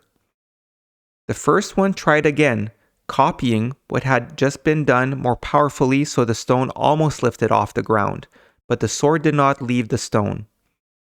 Then the other approached the stone, but this time he put his hands under the edges of the stone, so he could lift it up in his arms, and he dashed it down over a rock which was nearby. So it broke asunder. He then picked Dislana up by the hilt and brandished it over his head. The people acclaimed him while his brother grasped his arms in congratulations. Thus, by wisdom, was the problem overcome. So essentially between the 2 twin brothers, one of them won the bracelet throwing contest, so he went first, and he tried to get it with his hand but could not because of the sharpness. He just tried to grab the sword, but it was too sharp. So then the second son, when he tried, he took his hands to the blade and tried to lift the stone like that, but wasn't really able to lift it up. So then the son who went first tried again, and he essentially copied the brother, where he also tried the approach of putting his hands around the blade to lift it up. And it sounds like maybe he was a little bit stronger and was able to lift it up a little bit higher, but again failed. So then the second son on his second try instead realized, hey, he grabbed the stone part, lifted that up, because then he wasn't picking the sharp part of the blade, picked it up and then threw it down at a rock. So as we know, because the rock around the hilt was weaker stone, because it was made of sand and clay that had dried up, that rock then shattered. So it was the second son who was able to grab the sword from the stone and became the leader. And like I said before, like the last passage here, it says, the people acclaimed him while his brother grasped his arms in congratulations. Thus, by wisdom, was the problem overcome. So I think this is again, like the whole idea of the Kolbrin is that this might actually be the older stories where what we read in Genesis would contain elements of these older stories in the Kolbrin. So, this I think has a pretty clear similarity to Cain and Abel, where Abel was known as the wise one. So again, like it was by wisdom that the second son picked up the sword and the stone and threw it on the ground. But in this case, the first brother congratulated him. So yeah. As a note, like it was described in video 1, which was the introduction, and as we'll discuss later in video 13, those in Britain had the sacred writings. And so it would actually make sense that they would have come up with the story of the sword and the stone in a later period of Britain, right? Like that's the idea, as we'll read in video 13, like the text of the Kolbrin ended up in Britain when Joseph of Arimathea brought him there. So that, and again, like there's a link between like Joseph and the Holy Grail and the whole Arthurian legend. So yeah, no, it does seem to make sense chronologically where those in Britain who had the text of the Kolbrin would have had in their possession the Book of Creation.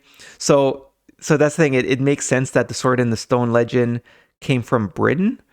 So yeah, as we'll read in video 13, this is a passage from the Britain book where it says, a band of troubadours, being people who held some secret of life, came to Britain in the days when England was Saxonized. They had a secret book said to explain all the mysteries of life, but the book itself explained little. Yet, they who followed the secret book became the wisest among men. Written words, when read without thought, are valueless, and this is how most men read. So, again, these wise people in Britain had the secret book, which is the Kolbrin. So, again, I think this is why it actually kind of makes sense how the Sword in the Stone story came from Britain, because they had this much, much older story that's in the Kolbrin. So, anyways, I think that's quite interesting. Okay, so now we're going to move on to the next chapter. So this is going to be chapter 7 of the Book of Sons of Fire, which is called the Rolls of Record 1.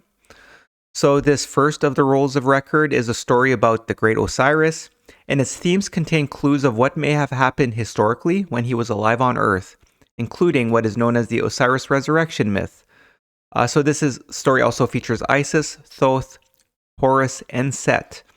So below here is a list of characters, where on the left is the Egyptian names, and then on the right is in the story of the Kolbrin. So Thoth is known as Locus in the story. Osiris is called Hoskaya. Isis is called Athelia, and she's noted to be from the house of Locus. Horus is called Rabin, which is Hoskaya and Athelia's son. And Set is known as Isis, who's also Hoskaya's brother. So yeah, let's get through the story here. And this is a very long story. It's actually probably one of the longer stories in the Kolbrin. So yeah, passages 2 to 5 introduce Hoskaya, a mighty bowman and a captain of men in what's called the War of the Gods, where he slew many enemies. Now, as we're going to read through these passages, despite being a great warrior, it seems that Hoskaya and his crew lost the battle against the local king and were in hiding. And Hoskaya could not stay since the king was seeking him. So Isis, who's Hoskaya's brother, becomes the steward of Hoskaya's household and his possessions. So we'll read through the passages here. It says, Hoskaya was a mighty man whose bow shafts struck like the lightning flash, and his enemies went down like corn before the reapers.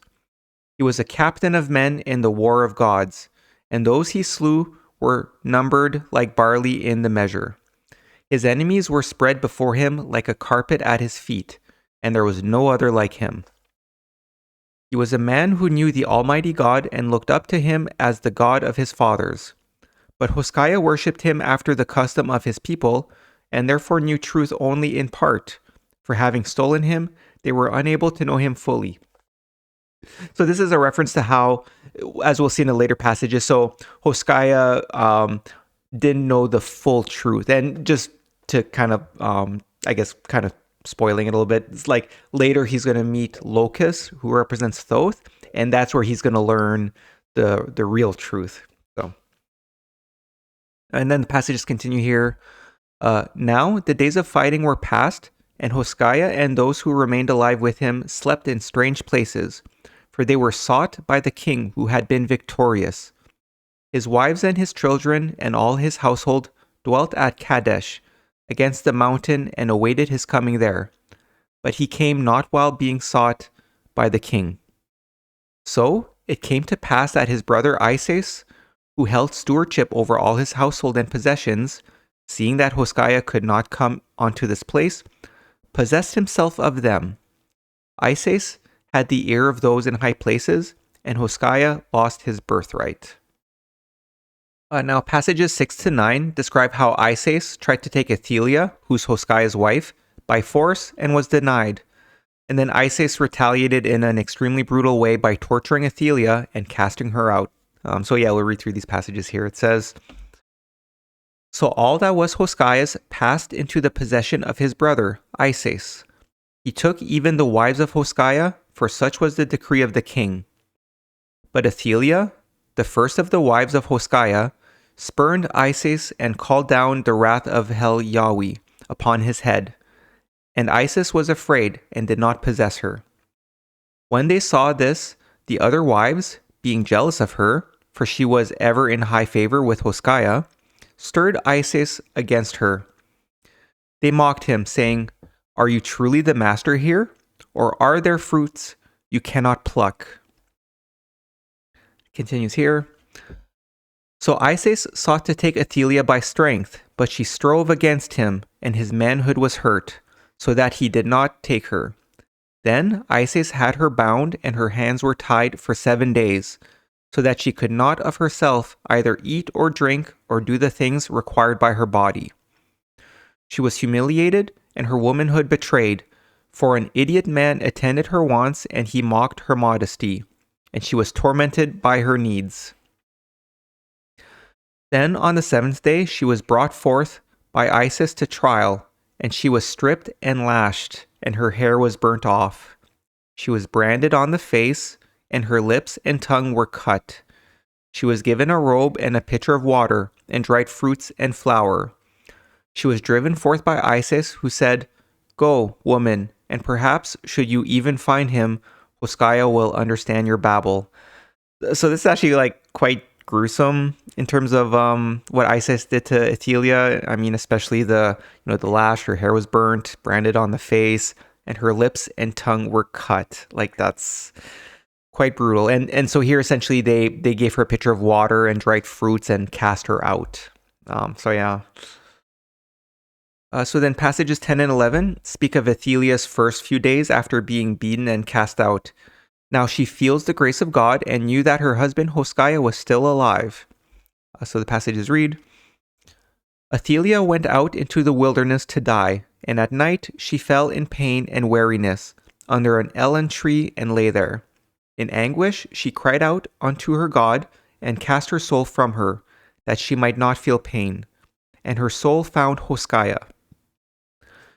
As it became light next day, Athaliah awoke and praised God, saying, I have slept amid my pain, for God is good and merciful, and I know that Hoskaya yet lives in a far-off place, but my soul and my God will lead me to him. And she went guided by her soul.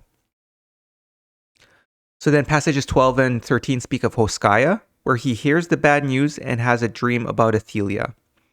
Here it says, On the same night, Hoskaya lay in a cavern amid mountains, but he slept not, for one had come bearing tidings of his brother, saying, Isis has possessed himself of all that once was yours. Even your wives has he taken, and between you and he are many men who would slay you. As Hoskaya lay thus in agony of spirit, it came to pass that he felt the presence of Athaliah's soul, and peace came upon him, and he slept. And as he slept, he dreamed, and in his dream, Athaliah stood at his feet, fairer than he had ever known her. And she said, All is not lost unto you, for I come seeking you in the wilderness, and I will find you, so be at peace. And Hoskaya awoke, refreshed and strong in spirit. So passages 14 to 16 describe how Hoskaya started his journey to find Athaliah. So we'll read here where he asks others during his travels about Athaliah, but they all mock him, thinking he is a foolish man chasing a dream. Hoskaya starts to doubt himself and turns his attention towards going against his brother Isis to reclaim what is meant to be his. So we'll see that in these passages here. It says, And he came down out of the mountains and over the wilderness, came to the place of bitter waters, where men find refuge. And men were hiding there from the wrath of the king. And Hoskaya inquired of them, saying, You have come from many places. Which of you has seen a woman seeking me? They said, No woman travels abroad on such a quest, or has she many attendants, and what is her appearances? And Hoskaya said, She is fair as the dawning, with hair like the raven's wing, and skin like fine oil. Her touch is like cool waters, and her bearing like the gazelle. And the passages continue here. It says, Then the men mocked him and talked much, saying, How long would such a one as you describe travel alone? It is not in the nature of women to leave their household and come into the wilderness. Would any man pass her by? Who, then, now possesses her? Seek her not in the wilderness, for is she not clad in fine linen and perfumed with sweet-smelling oils? Then Hoskaya took counsel with himself and said, I am indeed a fool who chases dreams. This is no time for dreaming, when there is a man's task at hand. So, in the morning, he said to those with him, I go up against my brother. But they pleaded with him, saying, Have you a host of men or even a company? Abandon such foolishness. So passages 17 and 18 explain how Athelia came to take refuge in a place called the audience chamber of the dead. So it reads here, Now, at that time, Athelia dwelt beneath a mountain where there was a spring, for she was weary from many days' journeying. And she was sick in spirit, for men, when she came among them, beat her with sticks and drove her from their place of their habitations. She offended their eyes, and none desired her. Because again, remember how she was brutally abused by Isis. So now here, passage 18 says, No man came to the spring, for it was an accursed place where voices came from the rocks, and the dead spoke. Therefore, it is called the audience chamber of the dead, and none but witches go there, for these the dead do not harm. So passages 19 to 23 go back to Hoskaya and his few men, who unfortunately get attacked at night. Now luckily, as we'll read in these passages, Hoskaya woke up in time to begin defending himself. Here it says, Now, when night fell, Hoskaya slept, and those with him were not watchful. And evil men said among themselves, Let us slay Hoskaya in the night, for he has gold and silver and spoils of war with him. Let us cut off his head and carry it to his brother, that we may be rewarded and made welcome. So it came to pass that in the morning hours of the night, men came to fall upon Hoskaya and those with him to slay them. But one among them was heavy-footed, and Hoskaya awoke as they fell upon him. And he seized his sword, and leaping up as a lion springs, smote about him, and there was a slaughter. But he was without helmet, and his head was bare, and so he was wounded. They who came against him died or fled, but of those with him, just one remained, and he was sorely wounded. So it continues here. In the morning they left with their asses laden, and Hoskaya held his bow, and none came near him. And as the sun mounted on high, the sight departed from the eyes of Hoskaya, and he became blind. So Hoskaya and he who was his companion abandoned hope, for there were men who would destroy them in front and behind, and the wilderness enclosed them. And they said, Let us therefore go to the place called the audience chamber of the dead, which is by our side, for are we not as those already dead? There we shall find water to quench our thirsts and soothe our wounds as we end our days. And it continues here. And as they entered the pass at the place where the waters entered the sand, the companion of Hoskaya died. Then Hoskaya heard voices of the dead calling him from among the mountains, and he arose and said, I come, for this is my hour. And he passed up the watercourse. So it was that, being blind, he dashed against the rocks and fell to the ground, and lay there as one already dead. So, as we read in those passages, those who attacked Hoskaya died or fled, and only one of Hoskaya's men survived.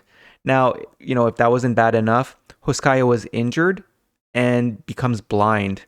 So then, feeling defeated, Hoskaya and his one companion make their way to the audience chamber of the dead, since they felt they were near death. And I mean, they were near death since Hoskaya's companion died, and Hoskaya is left alone, blind, laying there, about to die. So yeah, I mean, this is kind of where you see the whole Osiris resurrection myth, where similar to Herthew in the previous chapters, where he was near death, here we see Hoskaya was injured and is very much near death. So now passages 24 to 26 have Athelia, who, as we know, also happens to be at the audience chamber of the dead. She's feeling troubled, and she sees the raven who was on its way for Hoskaya's soul.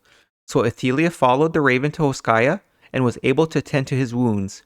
After 3 days, Hoskaya awakes. So we'll read that in these passages here. It says, Now, on that day, the soul of Athelia was troubled, and she wandered abroad, straying from her tasks.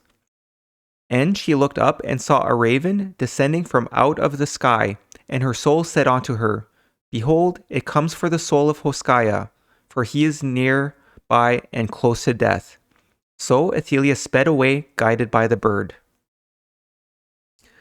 She came upon Hoshkiah as his soul was preparing to depart, and she took him in her arms, and lifting his head, gave him water.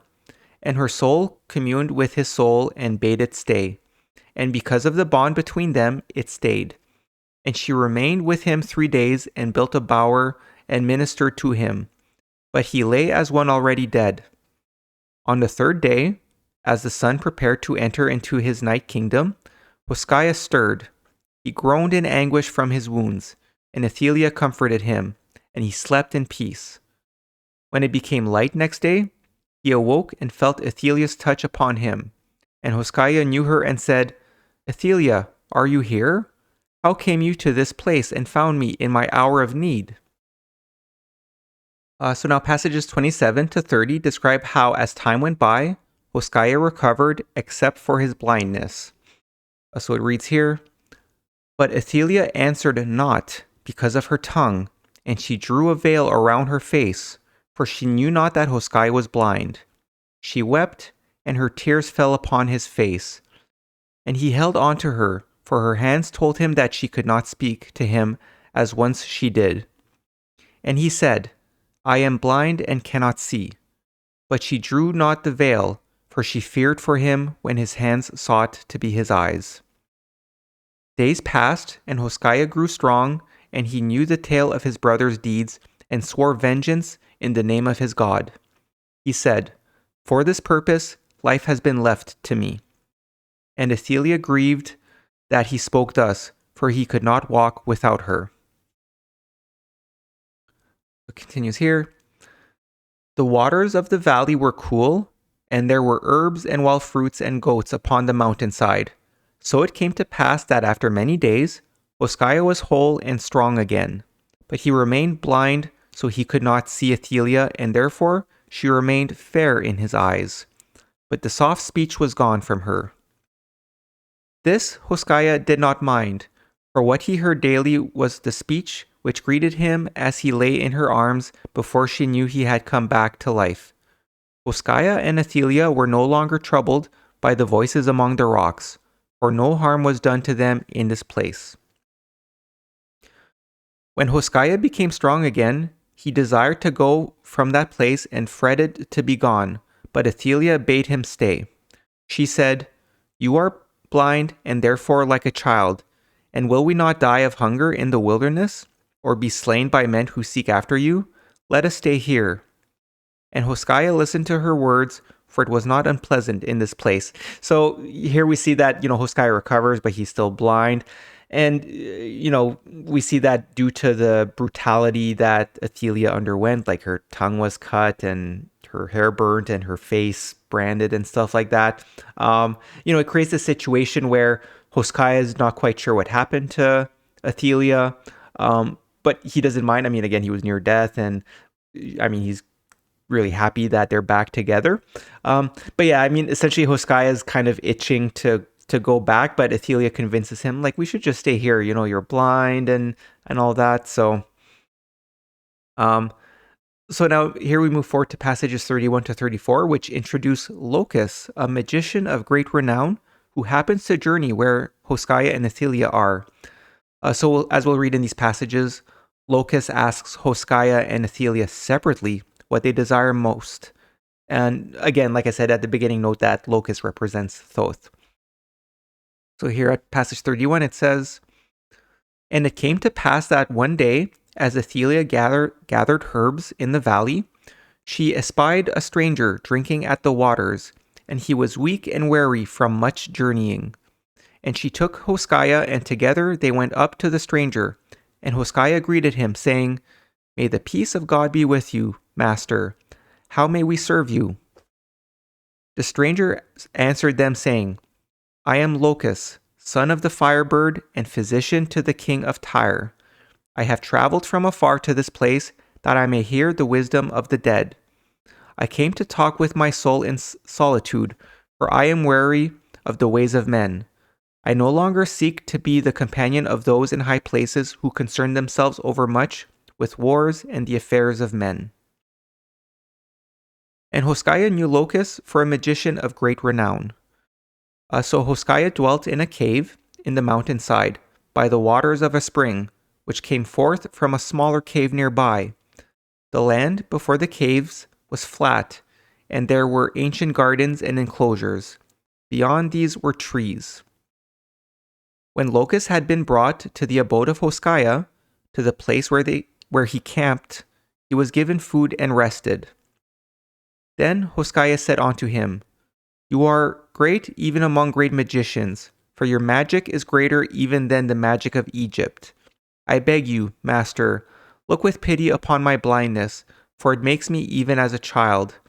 I, who am a man among men, and have a man's task before me. Pray, therefore, cast magic with fire, that I may be made whole again. So then Locus said unto Hoskaya, Is this then the one desire of your heart? Is there not in heaven or earth you desire more? Hoskaya said, There is naught above this. Then Locus spoke to Athelia, saying, What is your desire? Is it that you may be as you once were? And Athelia said, This indeed I desire, especially for the sake of my lord. But, master, above all I desire that he may see again. But, oh, let not his eyes lead him from me to destruction. Locus said to Athelia, You know what his eyes will see. She answered, Let his eyes see what they will, but let them see. So, again, here it's kind of showing a little bit that maybe Hoskaya, although he might not completely know what Athelia underwent, so, because, he's blind. So Hoskaya tells Locus that the thing he desires the most is for his blindness to be healed. And then Locus asks Athelia what's her desire. And even though she says she does desire for her to be whole again, her tongue and her beauty and all that, you could see where she's kind of the more noble one and says, above all this, she desires that Hoskaya regains his sight, even though she recognizes that if he gains his sight again, he'll see her for how she is physically, right? But the conversation continues here where Locus said unto her, So it shall be, for you have but one desire between you. I will make a covenant with Hoskaya, so that his eyes may see again. This is the covenant, that Hoskaya will stay in this place until Athelia has borne him a son, and until 6 months after his son's weaning, he will sit at my feet and absorb my instruction. Then Athelia said unto Locus, Master, when he is no longer blind and sees me as I am, will not the burden of the covenant be too great for him? Locus answered, He has more than 2 eyes. So I think this is another reference to, those who have their third eye open. They recognize that there's more to life than our physical material being. So what Locus says is that, don't worry, Hoskaya is a good man, so he'll understand and stay with you, essentially. So passages 35 to 39 have Locus casting a spell on Hoskaya and opening his head to let out the evil which blinded him, which is, I would say, it's possibly a reference to removing false beliefs, ignorance, and impure thoughts. Because as we read at the beginning, Hoskaya knew truth only in part. So yeah, I think this is a bit of a story element to say that Locus taught him to heal him of his ignorance as well. So these passages also include the first interactions between Hoskaya and Athelia once Hoskaya regains his sight. So the passages begin here. Locus took Hoskaya and cast a spell upon him, so that he fell asleep. And Locus opened his head and let out the evil, which blinded him and encased his head in clay, that the demon might not resume its residence. And Hoskaya was left asleep for 6 days and 6 nights. On the 7th day, Hoskaya awoke, and behold, he was no longer blind. And he called for Athelia, but she came not unto him. Then Hoskaya cried, I see, but the woman is not here. Is this not a time for rejoicing? But lo, she stays away. Locus said unto him, It is the manner of women, let her be. So, after Locus heals Hoskaya's vision, Athelia was still not ready to present herself to Hoskaya. And I mean, understandably, and as we'll see more in the Kolbrin, like, it's understandable where beauty is something that women hold dear. So because of that, she wasn't present when Hoskaya first regained his sight. And before moving on to the next passages, this is just a note where there's a lot of similarities between this and Herthew in the previous chapters that we read, where remember how when Herthew was at the Isle of the Dead, Guidon opened his head to let the bad things out. So this is similar where Locus opened his head to let the bad things out. So the passages continue here. And when night had come, Athelia came and sat at the feet of Hoskaya and said unto him, It is well, my lord, and my heart rejoices.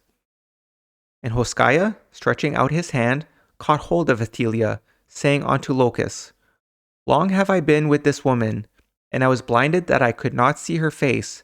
Now I say, Bring me my torch quickly, that I may look upon the face I desire to see with all my heart. And Athelia, bowing her head, remained cold and still beside Hoskaya, the veil held before her face. And Locus, placing the torch aside, drew the veil and lifted her head towards the light, and the woman looked up fearfully. Hoskaya looked long upon her in silence. Then he lifted her towards him and kissed her face, saying, Wife of my bosom, the years have taken nothing from the loveliness of your youth. And Athelia fell before him in a swoon. So again, you see how Athelia is very hesitant, where she only came back at nighttime when it was all dark. But Locus helped the situation in terms of removing the veil of Athelia and placing the torch near her face. But as we see, Hoskaya was quite happy to see her. So the set of passages ends here where it says, Now, when morning came, Locus sat outside the cave, and Athelia came, and, kneeling before him, said, Great master, what magic have you wrought? The waters do not lie, yet my lord sees me not as they. And Locus answered her, saying, Nor does the soul lie, but the eyes of men are deceivers and not to be trusted. One desire only have I granted, for my magic has not touched you. Hoskaya sees indeed, but if he sees not wholly with his eyes, and in part with his heart, seeing not with the eyes of other men, then perhaps my magic is imperfect, and I am not the greatest of magicians.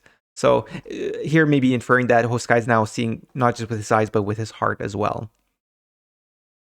So now passage 40 here summarizes what was likely quite a few years. It says, Unnumbered days passed, and Athelia was first delivered of a daughter and then of a son.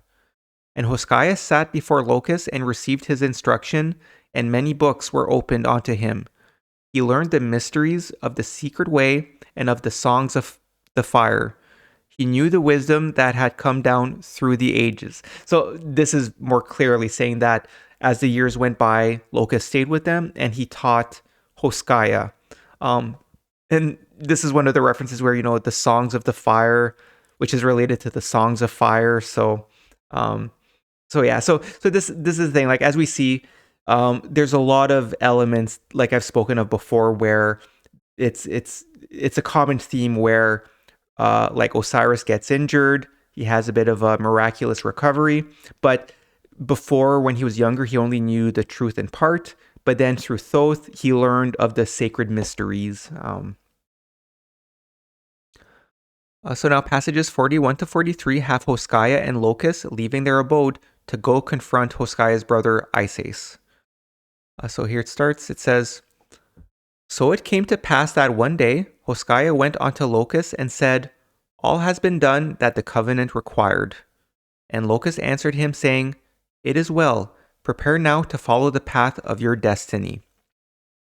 Then Hoskaya took Athelia and his son and his daughter, and with Locus they passed out into the wilderness. And when they came to the habitations of men, Athelia was veiled. And Locus journeyed as a great magician, following his stars, and Hoskaya served him as though his slave.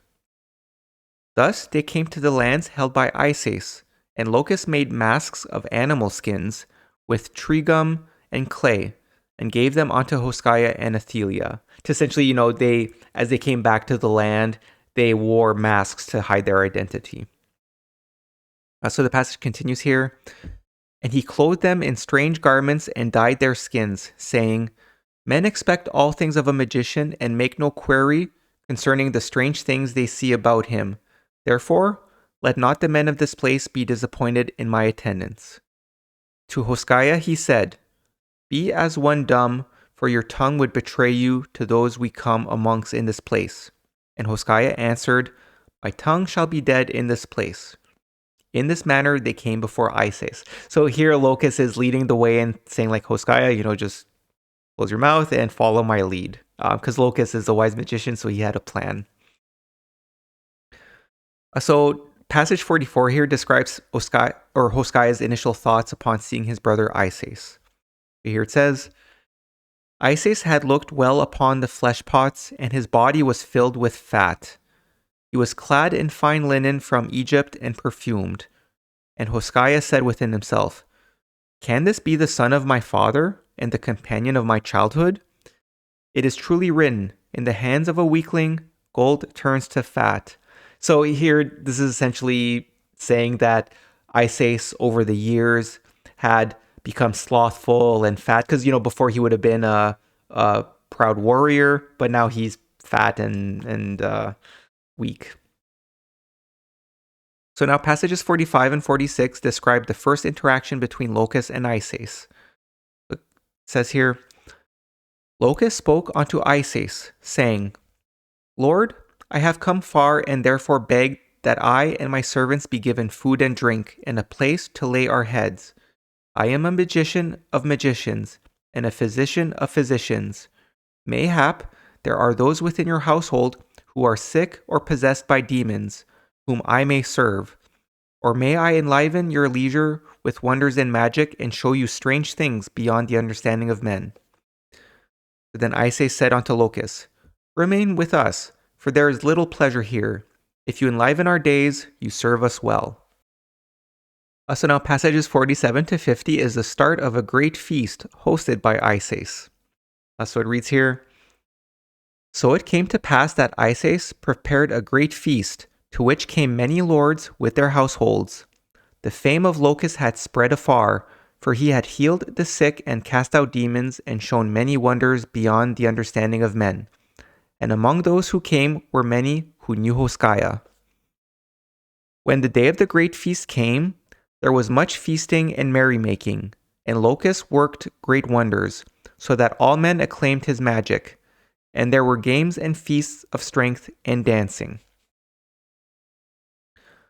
When night had fallen, great fires were lit and many torches. Tables were spread with all manner of good things, and the guests assembled within the great courtyard. Isis sat beneath the tall sycamore tree, and before him was a table laden with every kind of meat. There were breads and sweet things and spices in abundance. And Isis was sitting among half men and wanton women, and with him were gluttons and drunkards. There was much loud laughter in the company and many sly gestures. There were singing women and dancing girls. There were half men who performed as women, and the night was heavy with the scent of wickedness. The feasting and dancing went on well into the night, and Locus displayed his powers before the assembly. When the clamor was at its height, Isis spoke to Locus, saying, Show us now the greatest of your wonders, which we have not yet seen. Let the night become more enlivened. So now passages 51 and 52 have Locus performing an unfathomable trick, where Locus has Hoshea shoot an arrow through a maiden, which resulted in blood gushing out of her. However, she is revived as though no arrow was shot. So we'll read through these passages here. So it says, So Locus stood before them, and lo, before their eyes, he changed stones into gold and a dog into an ass. He drew wine and milk from an empty pitcher and caused a rod to become a snake. So already he's performing all this magic. And I just want to make a note here where it says he changed stones into gold. I can't help but wonder if this is maybe where maybe the whole like philosopher's stone came from. So anyways, we'll continue here. It says, standing before a table that was bare, he drew all manner of foods and wines out of the air and furnished it for a splendid repast. Then he called Hoskaya as his slave and stood a comely maiden before him. And Hoskaya shot arrows into her, and they stood out from her body, so that there was not space for a man to place his hand. And the blood flowed down her robe as though she stood in a rainstorm of blood, before she sank to the ground and lay there dead before them. So, this is where like Hoskaya shot arrows through the maiden here, and she fell on the ground and died. But it continues here. So it says, then Locust went up to her, and after wrenching the arrows from out of her body, threw a cloak over it. The arrows he carried to Isis and those about him, saying, see the blood of the maiden. And they held the arrows and looked at them. And behold, as they held the arrows and looked, the blood went from them, and the arrows were clean. And Locust cried out in a loud voice, lo, the blood returns. Then, passing over onto the maiden, he lifted the cloak off her, and behold, as he did so, her robe became clean again. And Locust took her by the hand and said unto her, arise. And she arose and stood before Isis, and he was silent, and those about him did not speak.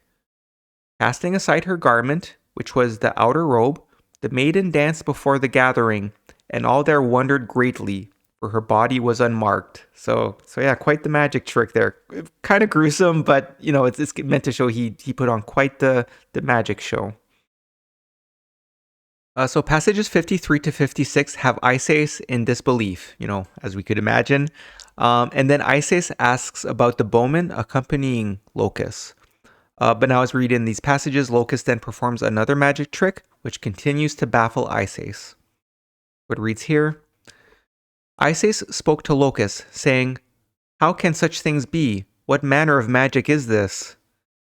Locust answered him, saying, Lord, your eyes saw as I did bid them see, for I am the master of men's hearts, not the master of flesh and wood. The eye is the greatest of deceivers. It is the magic of Egypt which undid the work of the Ethiopian's bow. And Isis said, who is this Ethiopian who stands there so strangely garbed? It is indeed a bowman among bowmen, to loose his arrows so that one has scarcely struck ere another left the bow. Has Raph Michel come among us?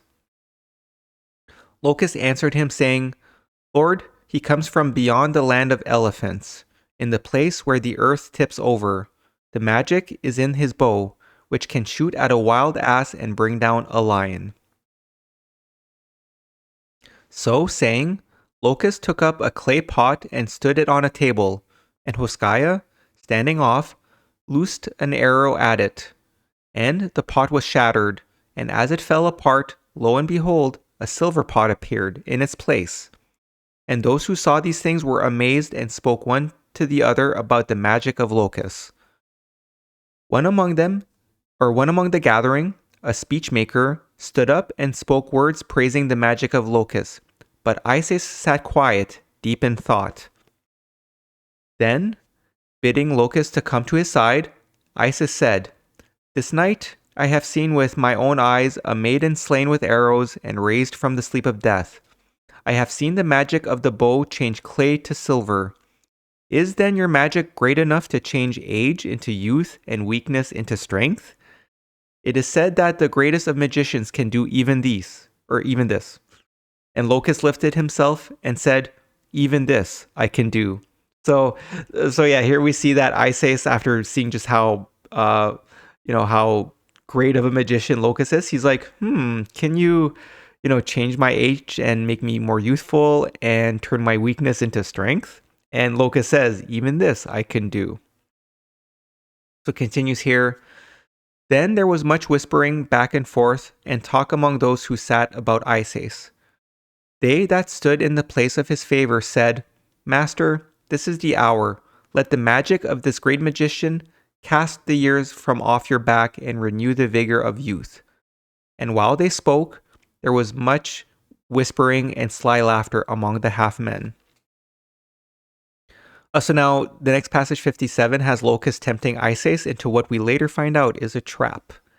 So here it reads, Locust stepped back from the presence of Isis, and he raised his left hand, and there were loud thunders. He raised his right hand, and fire leaped forth from the ground, and a great cloud of smoke went up.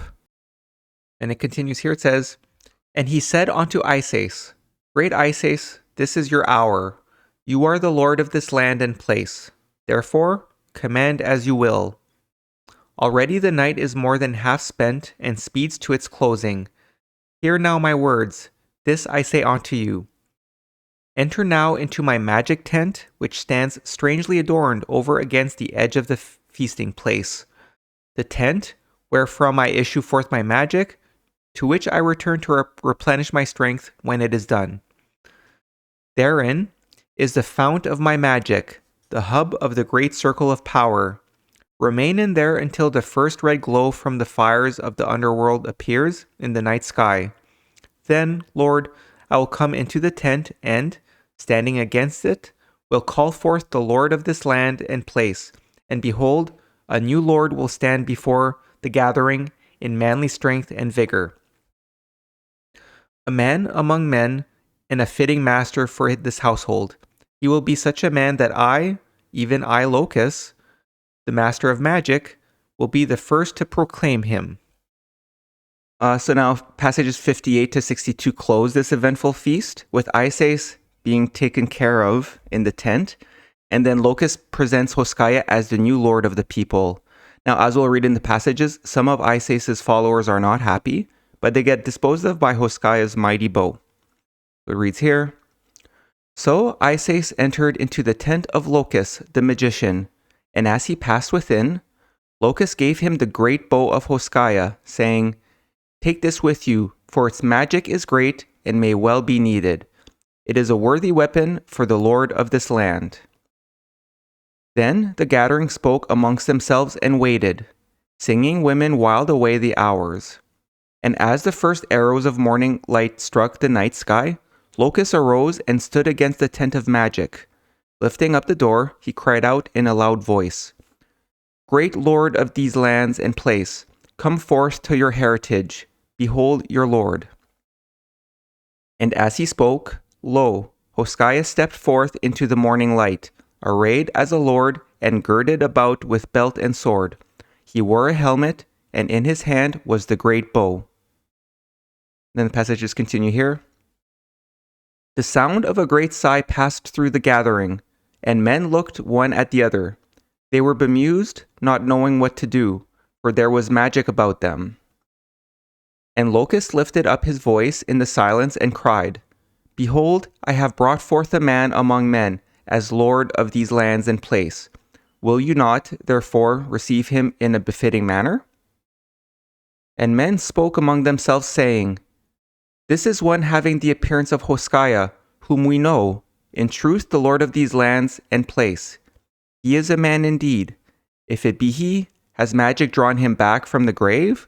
Or has the spirit of Isis clothed himself in the form of Hoskaya? Then first one and then another hailed the man before them, saying, This is a man among men, if not our lord Hoskaya.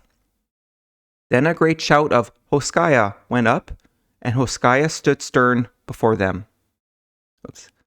And passage 61 reads here, Now there were those among the gathering who stood silent, the half-men and wanton women who were about the table where Isis had been, sat pale and silent, clinging to each other. They said among themselves, If indeed this be Hoskaya, where then is our lord Isis?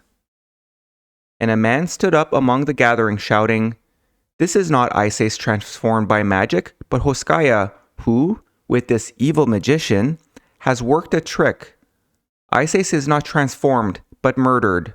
Let him be avenged. And, reaching back, he took a javelin and sought to hurl it at Hoskaya.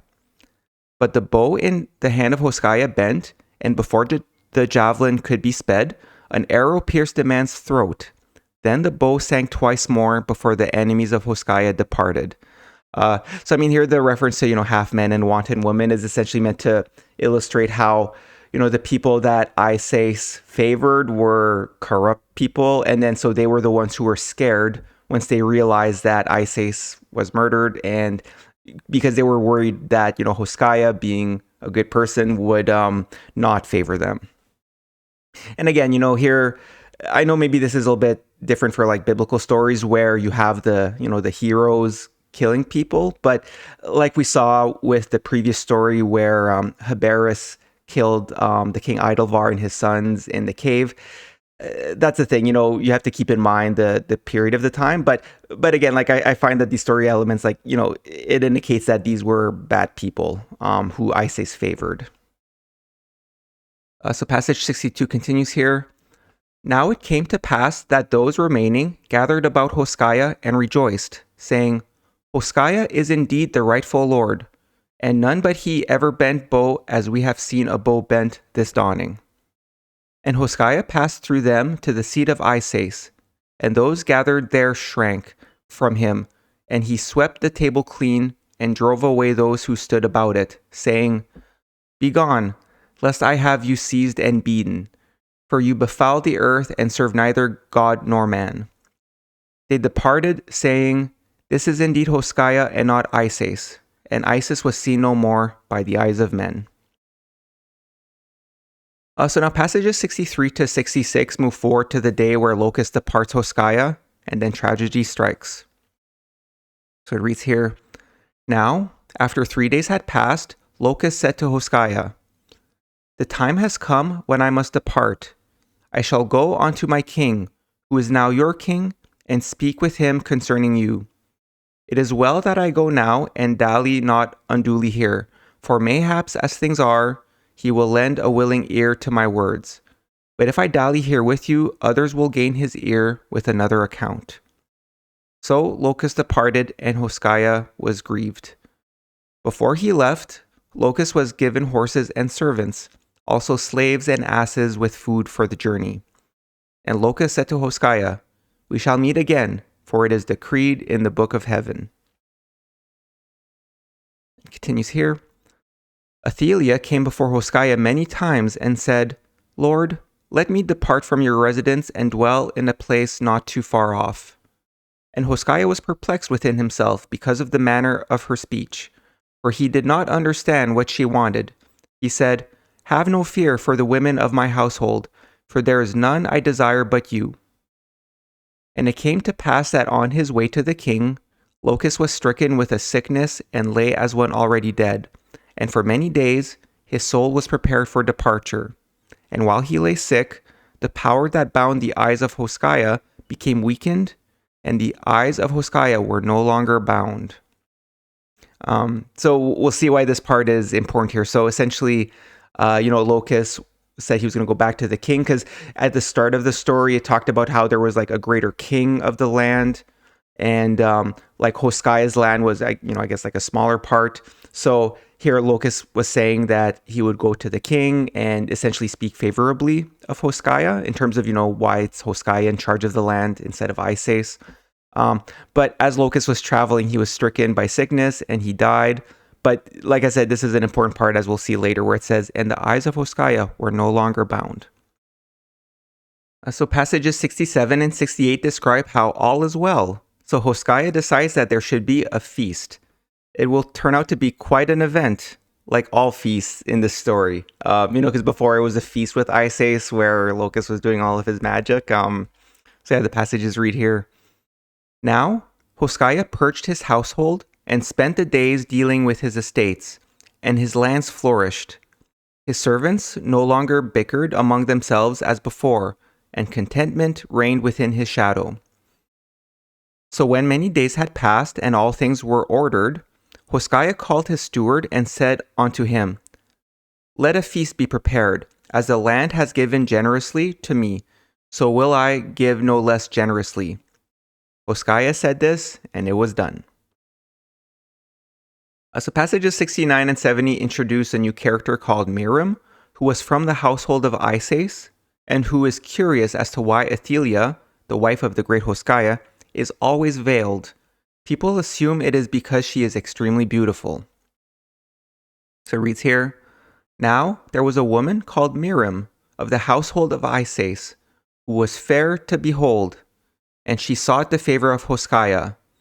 And among the women there was much talk of Ophelia, who remained ever veiled, for there were those among the women who knew her, but none spoke to Hoshea, for he was a man who talked little with women, and Ophelia stood first in his eyes. Miriam had not seen the degradation of Ophelia, nor had she seen her unveiled. But it came to pass that she spied upon Ophelia one day while she was about her toilet, and seeing her unveiled, Miriam took counsel with herself. Okay, so now passage 71 to 76 is the day of the feast, and as we'll read, drama ensues. Essentially what we'll read here is that Miriam ensnares a young lord attending the feast and tells him how Ophelia is the fairest woman of them all. The young lord then goes to Hoshea and persuades him to prove that Ophelia is the fairest of all women. And we'll see how Hoshea becomes angry, as he does not like gossip. And just as a note, gossip is essentially spoken as an act of wickedness in some of the texts of the Kolbrin. So passage 71 starts here. It says, Now the day of feasting came, and many were the guests, but of half men and wanton women there were none. And among the women Ophelia sat apart, and among the men there was much talk of riches and battles, and of spoils of war and husbandry. Among the guests was a young lord who sought the favors of Miriam, and while the feasting and dancing were at their height, they came one to the other. And as they dallied beyond the torchlight, Miriam said unto him, Am I fair indeed? And he answered her, saying, You are fair even amongst the fairest. Then she said unto him, Yet there is one more fair by far, so fair that she needs to go veiled before men. She is Ophelia, wife of Hoshea, who keeps her thus. He fears for himself and does not trust her, for this is his weakness. And Miriam moved away from the young lord, saying, Go look upon her face, and if you can then say, I am the fairest of the fair, I shall know that your heart speaks sincerely of itself, and not at the behest of your body. So then here passage 73 reads, The young lord returned to the feasting and sat in a place nearby to Hoshea, and spoke to those about him, saying, Have any among you seen a woman here who rivals the fairest bearers of myrtle and palm? And the men rebuked him, saying, It is not meet to talk thus about the women of a household, wherein you are a guest. Are they to be judged as are women of the night? And then passage 74 here says, But the tongue of the young lord was not stayed, and he replied, saying, That which causes talk will be talked about. And Hoshea heard him and was angry, and said, What in my household moves foolish tongues to gossip? The young lord said, That which a man tries to conceal ever arouses the interest of others. Does any man conceal that of which he is proud? And Hoshea looked about him, saying, This talk I do not understand. And then the young lord said, My lord, men talk of what lies beneath the veil of the woman you brought here. Is she indeed as fair as men say? Or is there truth even in the gossip of women? And passage 75 here says, And those who knew about the degradation of Ophelia muttered among themselves, for her secret could not be kept hidden. They said, This is loose talk and wicked. Let the evil, which belongs to the past, remain buried. Does this concern any man but Hoshea? Are we among women that the talk should be thus? Is our custom to be lightly set aside? Let the veil remain. But Hoshea, hearing the muttering, thought wrongly of what was said, and he spoke to the young lord, saying, This woman is fair as few women are fair. Should I not know? This you shall indeed see for yourself. And Hoshea said within himself, Long enough have I indulged Ophelia her whims. Does a pearl give pleasure within its shell? And Hoshea sent his attendant for her. Okay, so as we'll read in passage 77 to 79, things do not go well for Hoshea. So essentially, as we'll read, now that Locus's spell is over, which had helped Hoskaya see with his heart and not just with his two eyes, Hoskaya becomes shocked when Athelia, despite her reluctance, removes her veil. Athelia, as expected, is devastated. So the passage starts here. So Athelia came with her handmaiden, and Miriam came too and stood close behind them. And Athelia stood before Hoskaya and said, "My lord, what is your wish?" And he said to her, "Woman, remove your veil."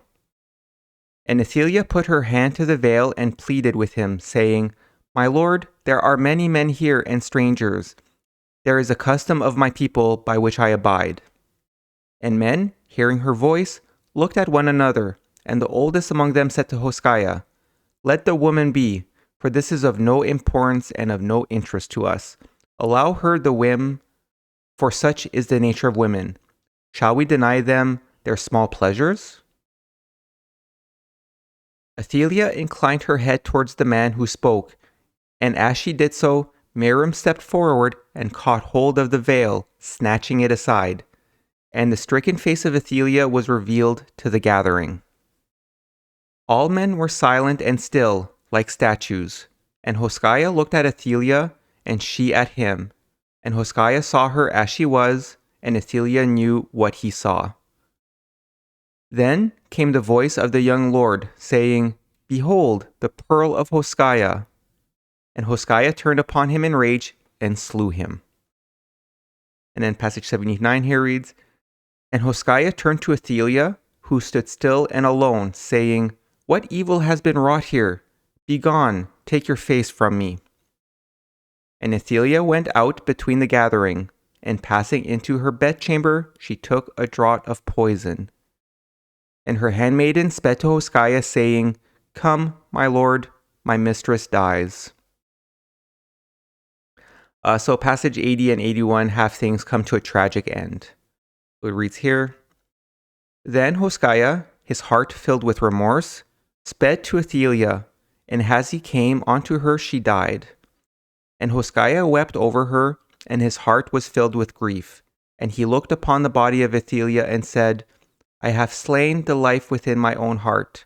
I have slain the one who cherished me in my blindness, the one who loved beyond the bounds of love.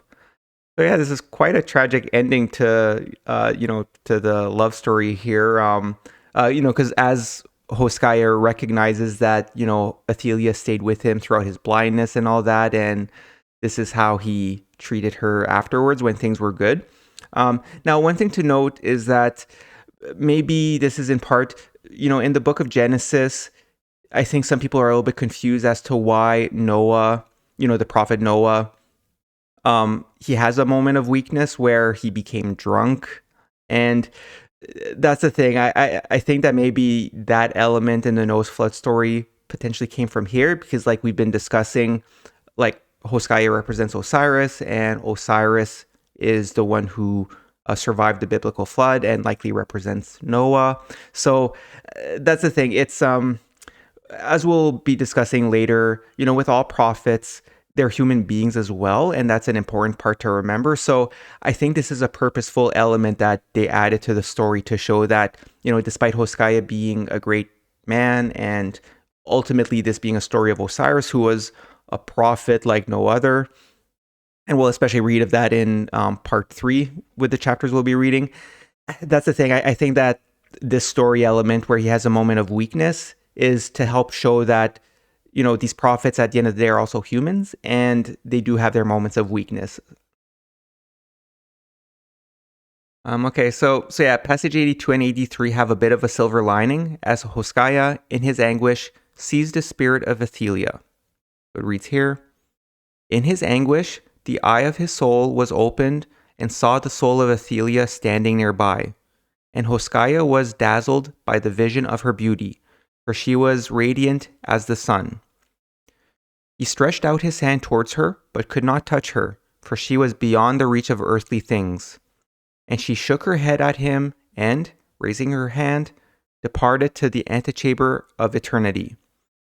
Hoskaya raised himself up and strode out from the chamber, but he returned not again to this place of feasting. He sorrowed many days. So passage 84 has Hosea getting word that a company of men are coming after him. Hosea, as expected, takes care of them using a wise strategy because, ultimately he is a great warrior.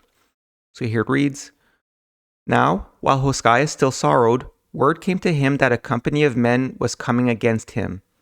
And he sent out his servants with laden asses and went forth himself. And with his true men, he prepared a place on the heights above the road to meet those who came to take him. And Hosea met them with arrows and stones and left them with their dead." So here essentially it's explaining how they strategized and they went to like a high ground where the road was passing. So they were there and essentially did an ambush and took care of the invaders. Now, passage 85 to 88 summarize the remainder of Hosea's life, where he still lived many years. So as we'll read in the last passage, it says that he was 44 years old when he reached the land of mists, which is not where he, Athelia, and Isis were initially. And he governed there for another 25 years, which is another 45 years, which would indicate that he lived until he was 89. Now, whether or not this is factual information about how old Osiris was when he died, again, this is a story with a lot of story elements, so it's difficult to tell. So the passage reads, "And Hosea and those with him passed out into the wilderness and lived there many days. And it came to pass that word came to him of locusts, and he arose and went into the land of the sons of fire, passing into Tyre as a merchant from Kithim. So it came about that Hosea came with sons of the children of light on ships of Arad, by way of Hawinbo and Mezilonas, where there are many temples. The ships made one harvest towards the land of trees, where the great river flows to the west, and his sons he left in Tyre, so that they might receive instruction in the household of locusts." So essentially this kind of fast forwards fairly quickly where, there's a clear reference to the land of the sons of fire and where Hosea came with the sons of the children of light. So the next video, like video 5, will focus a little bit more on the sons of fire. So we'll see, like, it wasn't just Osiris, they were a group of people. And here where it says, "And his sons he left in Tyre that they might receive instruction in the household of locusts." So this indicates that he left his sons to learn wisdom and essentially to become prophets, to lead the more advanced enlightened humans. So passage 87 starts here. It says, "Hosea governed many years in the land of mists and made laws and died in his old age. And he was buried by the river where the ground rises, beneath stones and soil carried in many baskets. A fence was made and trees which still grow set about the place. When Hosea came here, he had been 44 years on earth, and 25 years passed before he died. May his God fulfill his hopes." So here, that's the thing. We'll talk more about it in video 6 when we conclude the videos about Osiris. But that's where, understandably, there will be a little bit of confusion because in the Osiris resurrection myth, he essentially was killed. And we'll actually see in some of the more like ancient Egypt texts that we'll read in video 6, there is a notion that he was killed by his brother Set. But in the stories we read today, as both Herthew and Hosea, he lived, and here it specifies that he died in his old age. So overall, we'll discuss it more after going through the other chapters, but especially this being a chapter about the Rolls of Record, where the next chapters that are called the Rolls of Record seem to be more factual and not so much a story. My opinion is that the legend that he died may be the false part, and I would say he probably did live and died of old age, but we'll discuss more about that later. So now passage 89 is the last passage of this chapter where it mentions Robin, the son of Hosea, who likely represents Horus. And now we'll also read the first passage, which I excluded at the beginning, that indicates that this is a story that was written by Hosea's son, Robin. So passage 89 reads, "Robin, the son of Hosea, was born of a daughter from the house of locusts in this land." And passage 1 says, "By the hand of Robin, son of Hosea, who was the bowman of God and brought the children of light to the land of mists. So we'll see. I mean, it's again, because it's a story, there's maybe some parts that are not factual. But here where it says, Robin, the son of Hoskaya, was born of a daughter from the house of Locus in this land. It's a little bit hard to say because I'm not sure if because I said at the beginning that Isis or Athelia is from the house of Locus, because I would presume that they're that the main son, Robin, would have been a son of Athelia, because it was noted that they had sons and daughters. But at the same time, this is where maybe it might indicate that this was born of a daughter from the house of Locus in the land that Hoskaya went to after Athelia was killed. So anyways, again, because it's a story, it's a little bit hard to tell. So there might be some uncertainty in terms of really highlighting the exact history of Osiris, Isis, and Thoth. But we'll see. That's where, I'm only one person interpreting these texts. My hope is that once more people know about the Kolbrin and, instead of considering it a hoax, they realize that this is potentially actually a very important manuscript. I'm hoping that when we get more people to study it, that we can maybe decipher some of these things a little bit better. Okay, so now we're going to move forward to the last chapter that we'll cover in this video, which is chapter 2 of the Book of Manuscripts, which is called the Scroll of Kamushahre. So as we'll read, this chapter speaks of Osiris and Thoth's accomplishments in more of a historical way. So from this chapter, it becomes clear that Osiris really did help to raise humanity as a whole from the Stone Age to the Neolithic Age. Now, one thing to keep in mind is that a lot of the texts within the Book of Manuscripts were written by those in ancient Egypt and are essentially based on text or information that predates ancient Egypt. And so while some of the information is more factual compared to the stories that we just read, with Hoskaya and Herthew, there might still be some elements that reflect beliefs from Egyptian times. For example, the landmarks reflect Egypt, but it may not have occurred in Egypt. Again, like I just mentioned, it will be a community effort to decipher these details. So the first passage speaks of the fertile black land, which is possibly the fertile lands on the banks of the Nile. And it mentions how the people of this land used to live dirty and unpleasant lives before the Golden One came. It also makes reference to the Sun People, similar to Osiris as Herthew in the first passage of the Herthew story, which makes a reference to Herthew, the sun-faced, son of the Firstfather. So, sun-faced from the Sun People. And we'll dig into what, I guess I'll just give a heads up that from the passages that we're going to be reading, especially in video 6, it does describe Osiris as being white-skinned. So I believe that these references to Sun People and Herthew, the sun-faced, might be a reference to how, I'm prone to sunburns and things like that. So I think the idea is that, they're prone to getting sunburns and then being red-faced. So that might be a bit of a reference to the Sun People.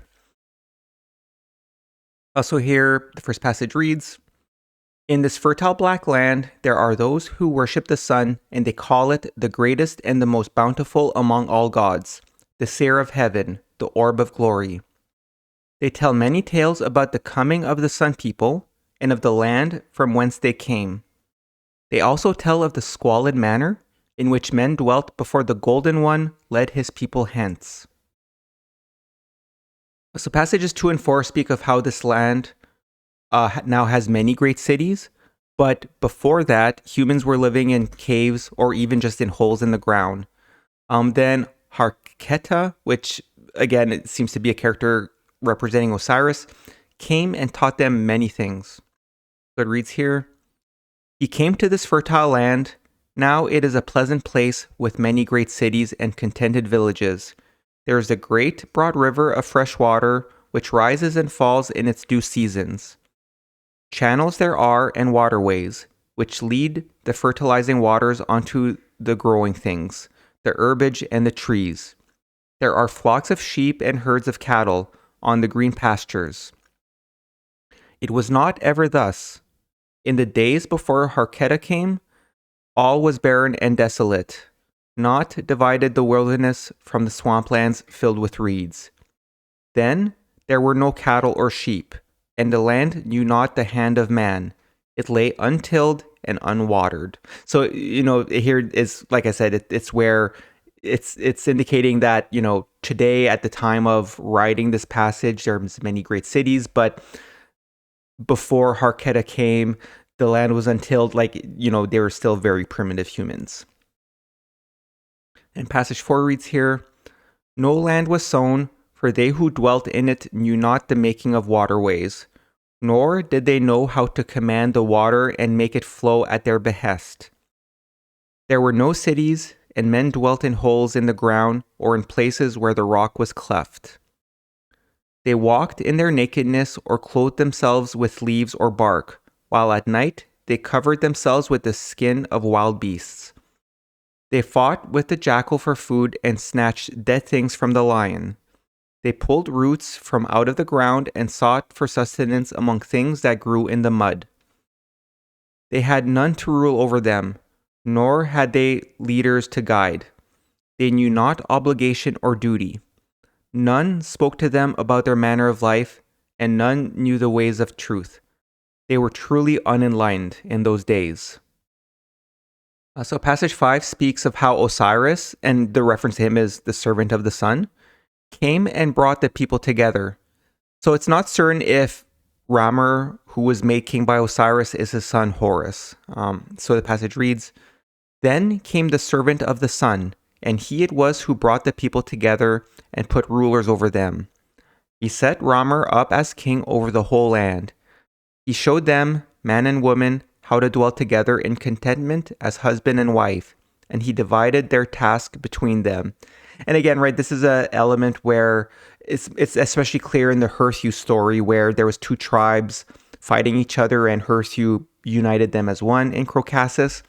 So here again, that's the thing. It's kind of one of the main themes of the Osiris story, where he assembled people together and taught them and brought peace. So passage 6 speaks of how Osiris taught them the ways of agriculture, pottery, and building cities. However, it also notes that he did not teach them how to work with copper or how to make linen and bricks. So I think the purpose of these passages is to help indicate the technology or the wisdom or knowledge that Osiris brought. But then again, like I said before, this was written at a later time. So it's also indicating certain things that Osiris did not teach them, which would have been things that came later throughout the human advancement. It says, "He instructed men in the sowing of corn and the growing of herbs. He instructed them in the tilling of the ground and the manner of cutting the waterways and channels. He it was who showed men the ways of the beast of the field. He instructed men in the working of gold and silver and the making of vessels from clay. He instructed men in the hewing and cutting of stone and the building of temples and cities. The making of linen and the dyeing of cloth that forms garments ever pleasing to the eyes he did not teach. Neither did he instruct them in the making of bricks or the working of copper." So passage 7 and 8 speak of when Osiris departed the people. So as we'll see, Osiris did not believe in the sun being God, but it was taught this way so that the more primitive people could grasp an understanding of God to help them grow in a positive direction. It says here, "Then, when he departed, he bade the people not to weep, for though he went to his father, the sun would adopt them as his children, and all could become sons of the sun. Thus many became sons and servants of the sun, and they believed what they had heard, that the sun was their father, and the light of goodness overlooking the whole land. It is this light that sustains all living things, but within it is the greater light which sustains the spirit.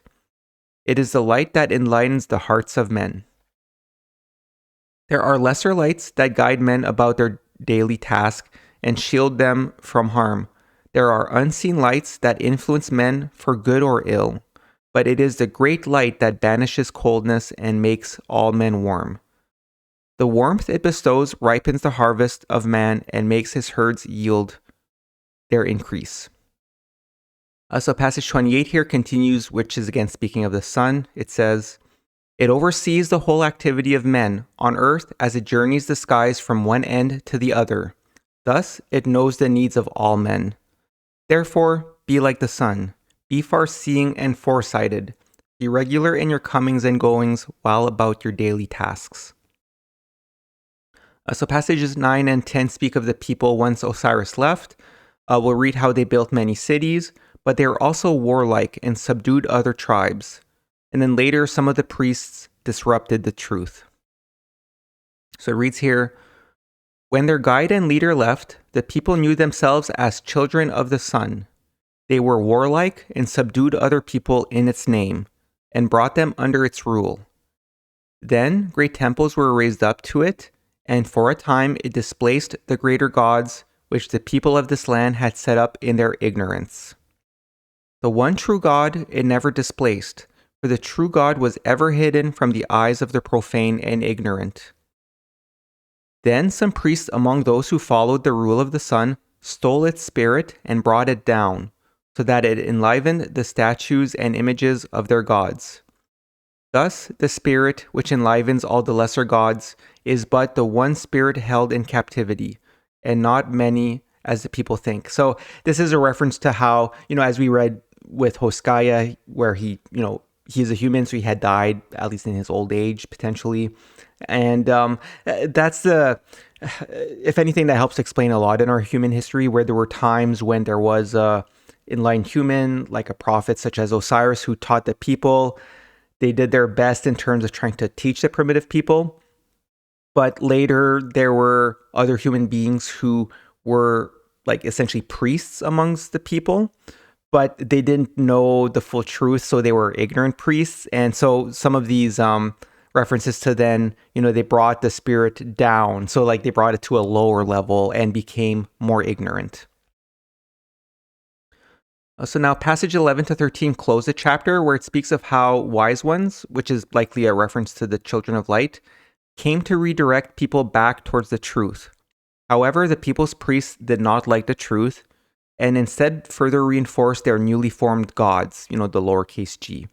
So this might be why today we mostly see ancient Egypt worshipping many gods, but there was an inner priesthood who believed in the one true God. And that'll become more apparent when we read the chapter in video 6, in addition to when we read for video 7 to 9, where we read passages in the Kolbrin about Moses and the enlightened ones from Egypt. So here it reads, it says, "Then came the wise ones from the east, and they caused the people to have other thoughts. They were men who knew the ways of heaven and asked of the people, 'Is the sun spirit indeed supreme? Is this not a thing requiring much thought? Consider its movements. Are they not more like those of one who is directed in the comings and goings? Does it move about freely as it wills? Or is it restricted and held to its appointed path, like a yoked ox, or as the ass treading out corn? Does it rise up from the netherworld as it wills, or go down into the cavern of darkness by its own decree?'"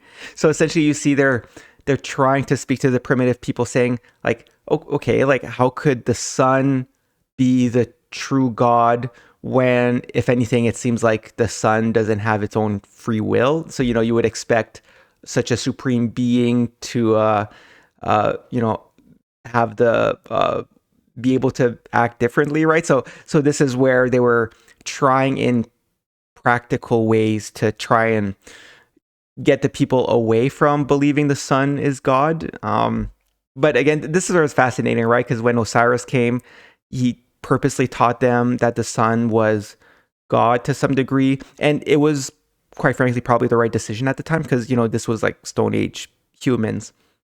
But that's the danger, right? Is that then the people carry that, those beliefs from generation to generation, and there comes a time where it no longer serves the people.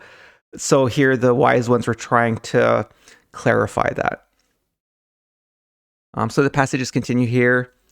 "Is its path not more like that of a stone hurled forth by the hand of a man? Is it not like a boat controlled by the will of a man, rather than a free-ranging God?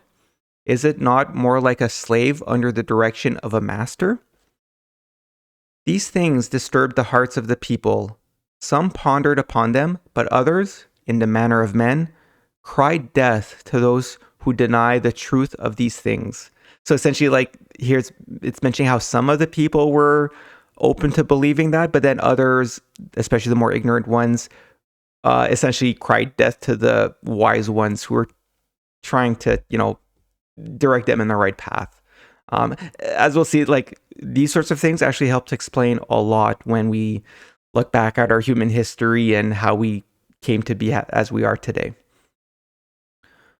So now passage 12 here says, however, because of the things said, the worship of the older gods grew in strength, for the people had never turned from Sirah, who was with them before the first water channel was cut.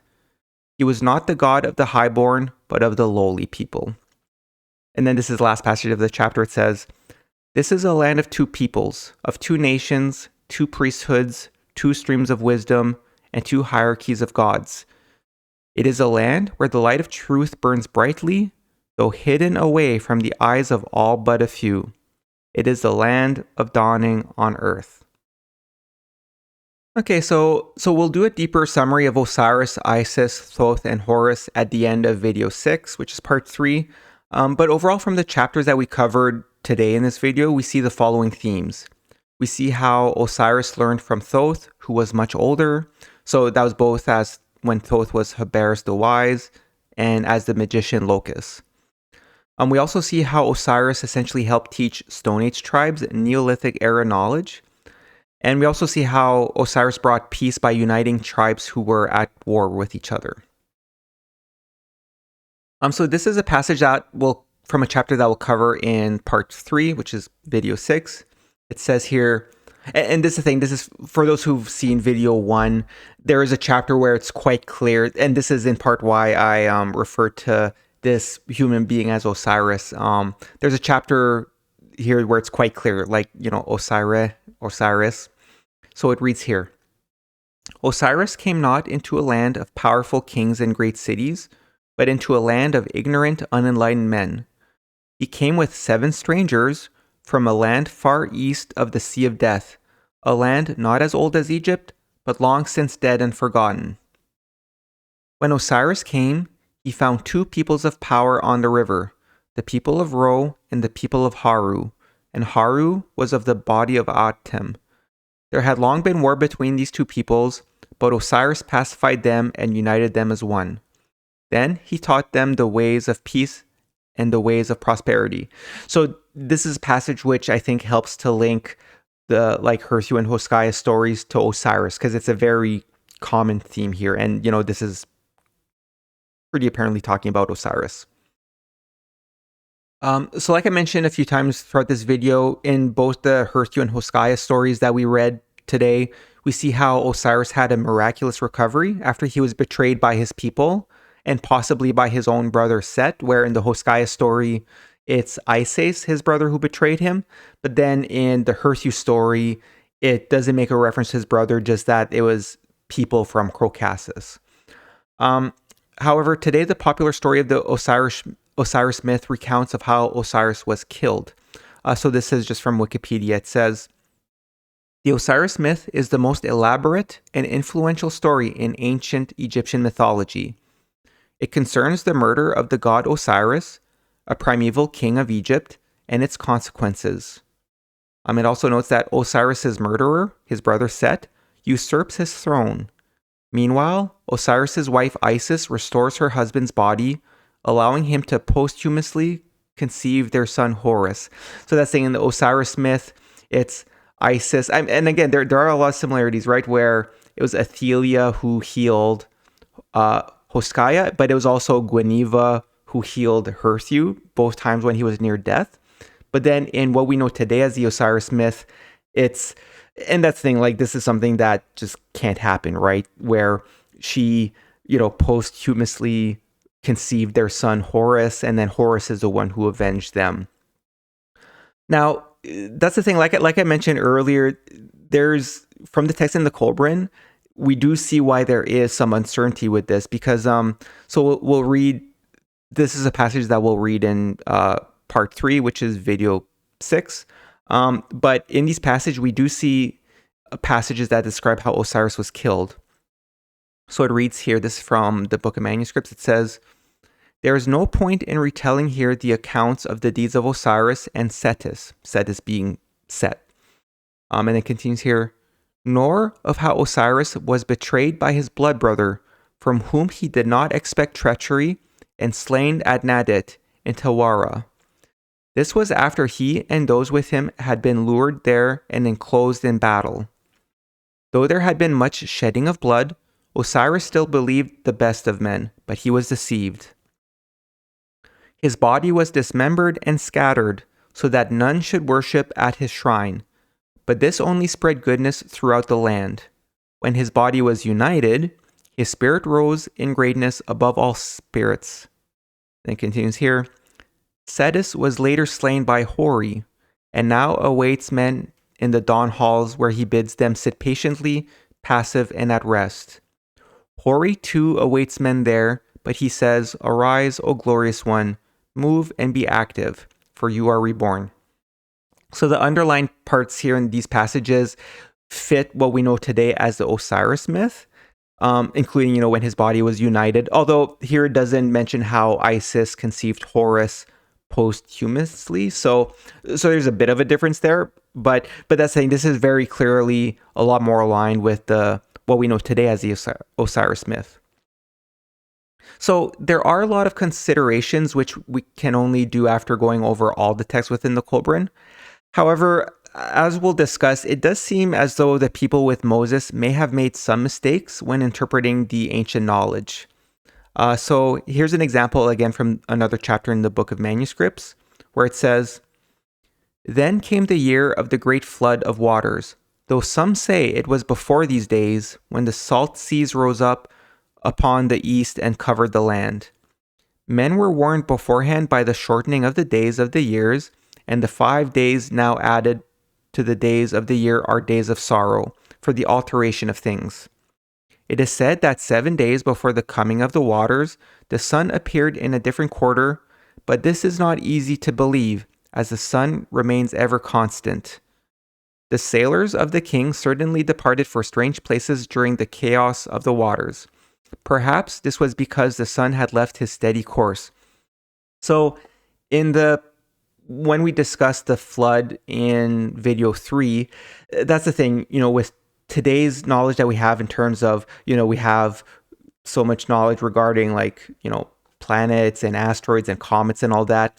So for us today, it's a lot more easy to understand how it's possible that they saw so that's the thing. This is where it seems that those in Moses' time may have made some misunderstandings, because here it says, it is said that 7 days before the coming of the waters, the sun appeared different or in a different quarter, but this is not easy to believe since the sun remains constant. So that's true, right? The sun remains constant. So for them, it was strange to think of how the sun appeared differently. Compared to us today, we can acknowledge that, they would have seen, if there truly was a comet headed towards the earth, it would have seen or appeared as a star, and it grew in brightness as it came closer. So it wasn't talking about the sun, it was talking about a star. And the other part at the beginning of the passage says, "Then came the year of the great flood of waters, though some say it was before these days, when the sea levels rose and covered the land." So ultimately, I guess what I'm trying to say here is that there is reason to believe that those with Moses in ancient Egyptian times may have misunderstood some things, and it's not their fault. It's like I said, without the scientific knowledge, it's quite difficult. So for us today, it's a lot easier because we have access to this information. So that's the thing. This is where I'll just show this image again here, where like I said in video 1, I really went deep within the rabbit hole. That's the thing. I really wanted, I spent a lot of time trying to understand, okay, what are all these passages from each chapter talking about? And in events like this, where there's a bit of a disconnect, because, that's the thing, I guess, as I was putting the report together and I'm making the claim where I'm like, I'm quite sure that Herthew and Hoskaya is talking about Osiris. But in those stories like we read today, it's very obvious, that he didn't die, but he was near death and had, it was almost like a resurrection of sorts. But then in the passages from the book of Manuscripts, it aligns with the Osiris myth, where it acknowledges that, he was killed by his brother Set, and it was, and then his body was, body parts were spread apart, but then brought back together, and things were good. So anyways, that's the thing. Like, there's still a lot to go through in terms of the text of the Kolbrin, but that's the thing. I just want to, I guess, show that, I did spend a lot of time. Like, I'm not just randomly saying like, oh, that's Osiris and things like that. Like, I've spent a lot of time, and I think I've put together some fairly good arguments as to help explain where, even in the Kolbrin, where there might be some discrepancies, it really does seem that that's what I said in an earlier video, where I find it very important to try and decipher what generation of people wrote which chapters, because then it helps with really interpreting them and trying to piece the puzzle together. So yeah, we're just about at the end of this video. So the next video, part 2, will only briefly speak of Osiris, and it'll be more focused on what may be more historical information about how the few advanced humans who survived the flood traveled to the eastern quarter to unite Stone Age tribes together and build a city. However, it will include some passages that may be a personal message from Osiris himself. So that's the thing. Like I said, in Rolls of Record 1, the Hoskaya story, it really does seem like it's a story. But in the other Rolls of Records, it does speak of Hoskaya, but it's more factual and it's not a story. So we'll read this in the next video, but these are words that may contain the actual essence of what Osiris once said. So here the passage says, "Before his spirit took wings, Hoskaya wrote this for the guidance of his people." And this is the words from Hoskaya. It says, "My trusted ones, the time draws near for my departure on the great voyage, and I cannot complete the tasks before my hand.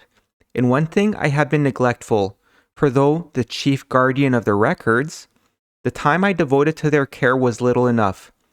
Thank the priests for their care. I have recorded many statutes needful for this place. Their like was known before, but were not set down for men to see. Now they are made known to the ears of every man. Your welfare and safety has ever been my first concern, but I am a man of battle and a commander of men, not a scribe and recorder." So the parts that I underlined here, where it acknowledges that he became the chief guardian of the records, which again, this is the whole theme where Thoth was quite much older and taught Hoskaya, and then when Thoth died, Osiris essentially found himself as, like it says here, the chief guardian of the records from before the flood. And here's another reference to how, like we know and we saw in the Herthew and Hoskaya stories, Osiris was a great warrior primarily. So this is where I wanted to make again a link to the last chapter that we read in video 3 about the flood, because I do want to show, again, like I said, I went deep in the rabbit hole and I wanted to connect everything together.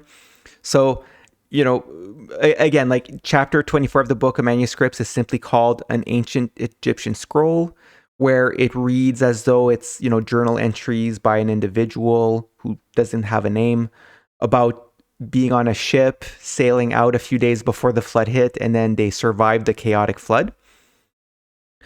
So I just want to show that this is, again, one of the links to show that it seems to all be aligned, where here in passage 9 from chapter 24 of the book of Manuscripts, it says, "Now my Lord is 110 years of age. I, alone among his men, understand the hidden words of the gods and the secret ways. I alone know the writing within the writing. I alone know the nature of the lords of the celestial mansions. Therefore, the words of God come to you by the hand of the servant of the great God, the guardian of the book. Thus you may know all that has been made known to those who have slept in the house of gods."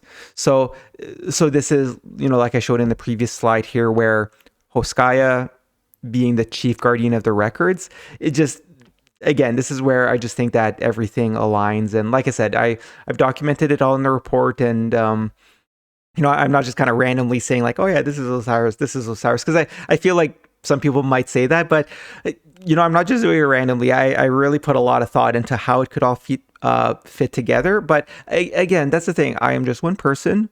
And, my goal here is to maybe certain parts that I wrote in my report are wrong. And I acknowledge that. It's just, I'm just one person interpreting this. But I put a lot of time and effort into it and, just doing my best here. So, but yeah, so yeah, this is it for this video, and I hope to see you again in video 5, where we'll look at some very interesting chapters about the Sons of Fire going to the Eastern Quarter.